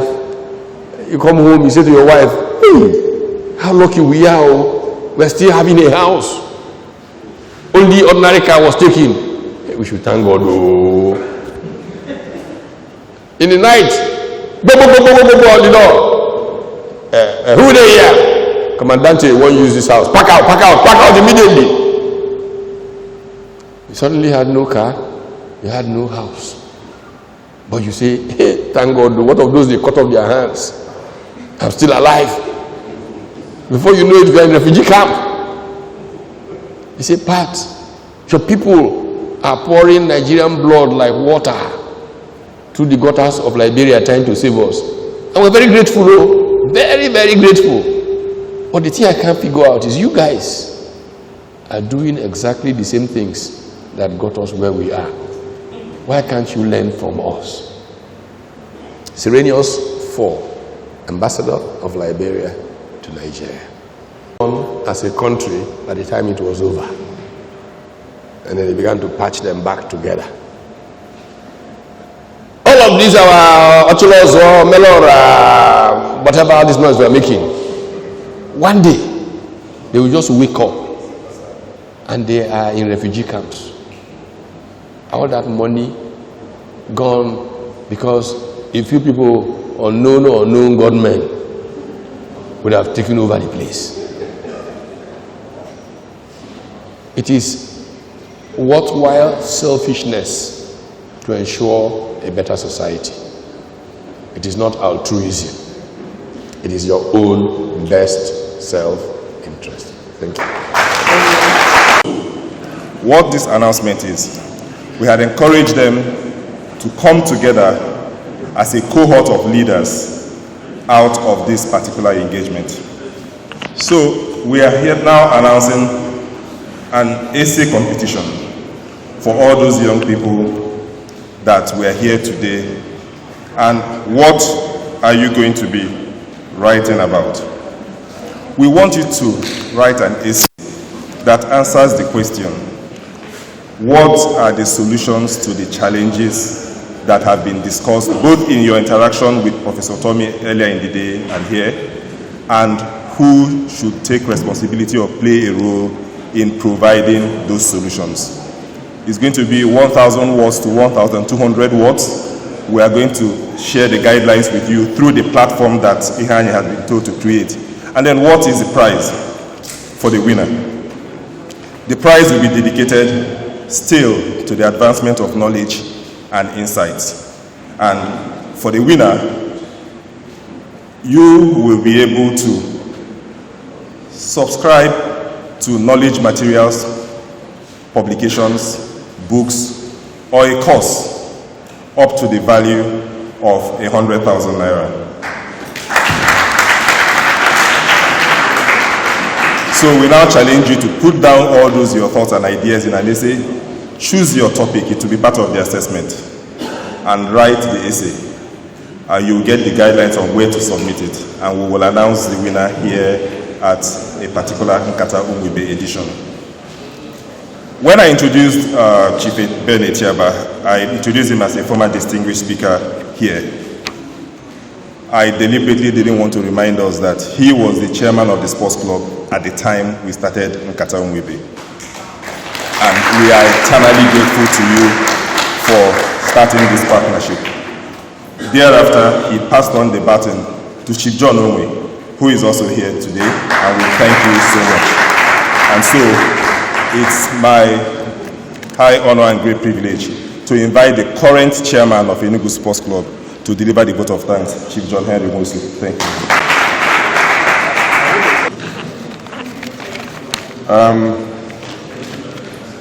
Good evening, ladies and gentlemen. Because of want of time, I don't have the protocol list, but I have to, first of all, thank the special guest lecturer, Professor Utomi.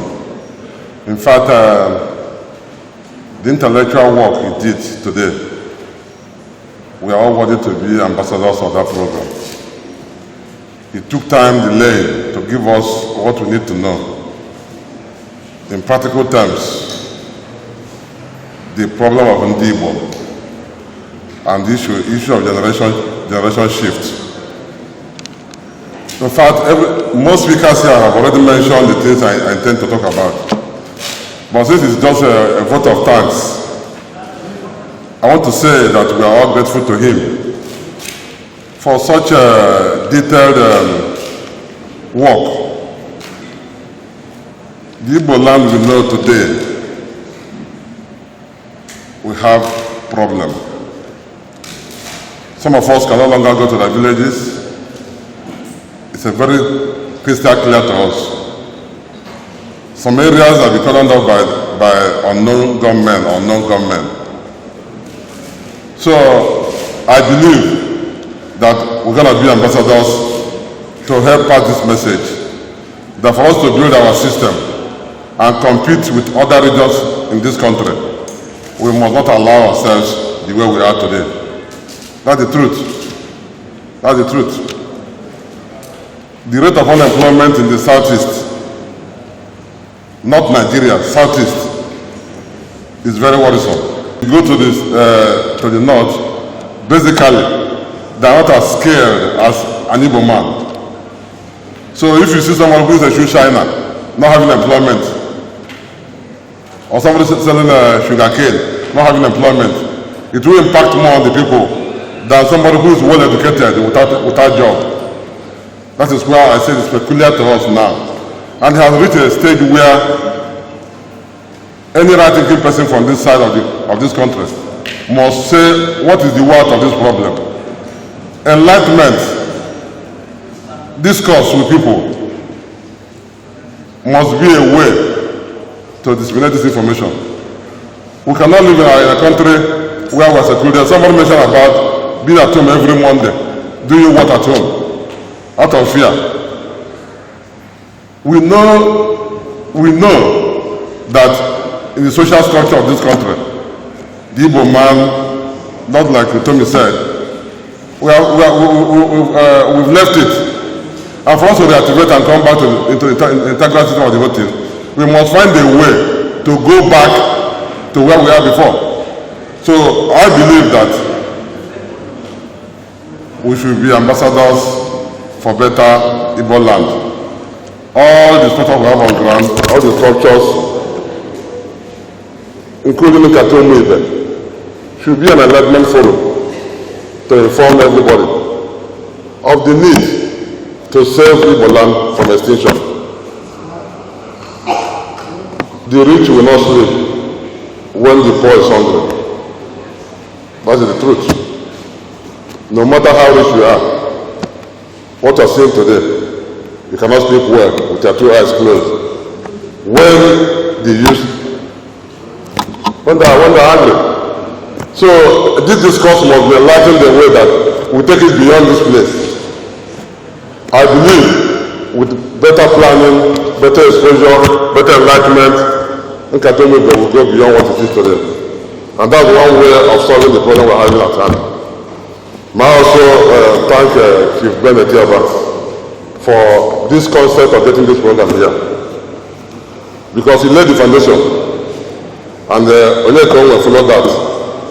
Having participated in this program for some time is something rich enough that we should all copy from. That is why I key into it. So I want to thank you, sir, for making our time to be here.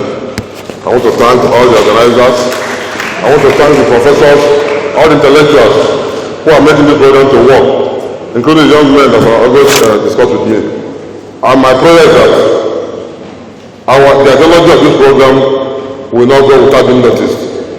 I believe also that with time, the major stakeholders, those critical stakeholders that need to know about this program, we key into it. It doesn't matter the number, but this is that all of us will be ambassadors that will carry this program to our homes and everywhere we go. Thank you very much and have a nice day. If you see me call me Onibo, Makana Onibo,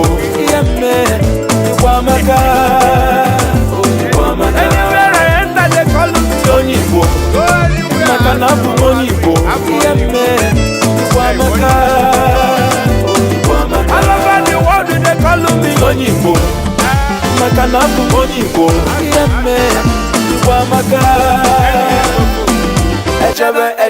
Echebe na Nambara, Nankeme Kofo, Osianyi Jidofo, Okwobolanye, Aichichewe Nunewi, Nankenosi group of companies, industrialists, Iwoche Monu.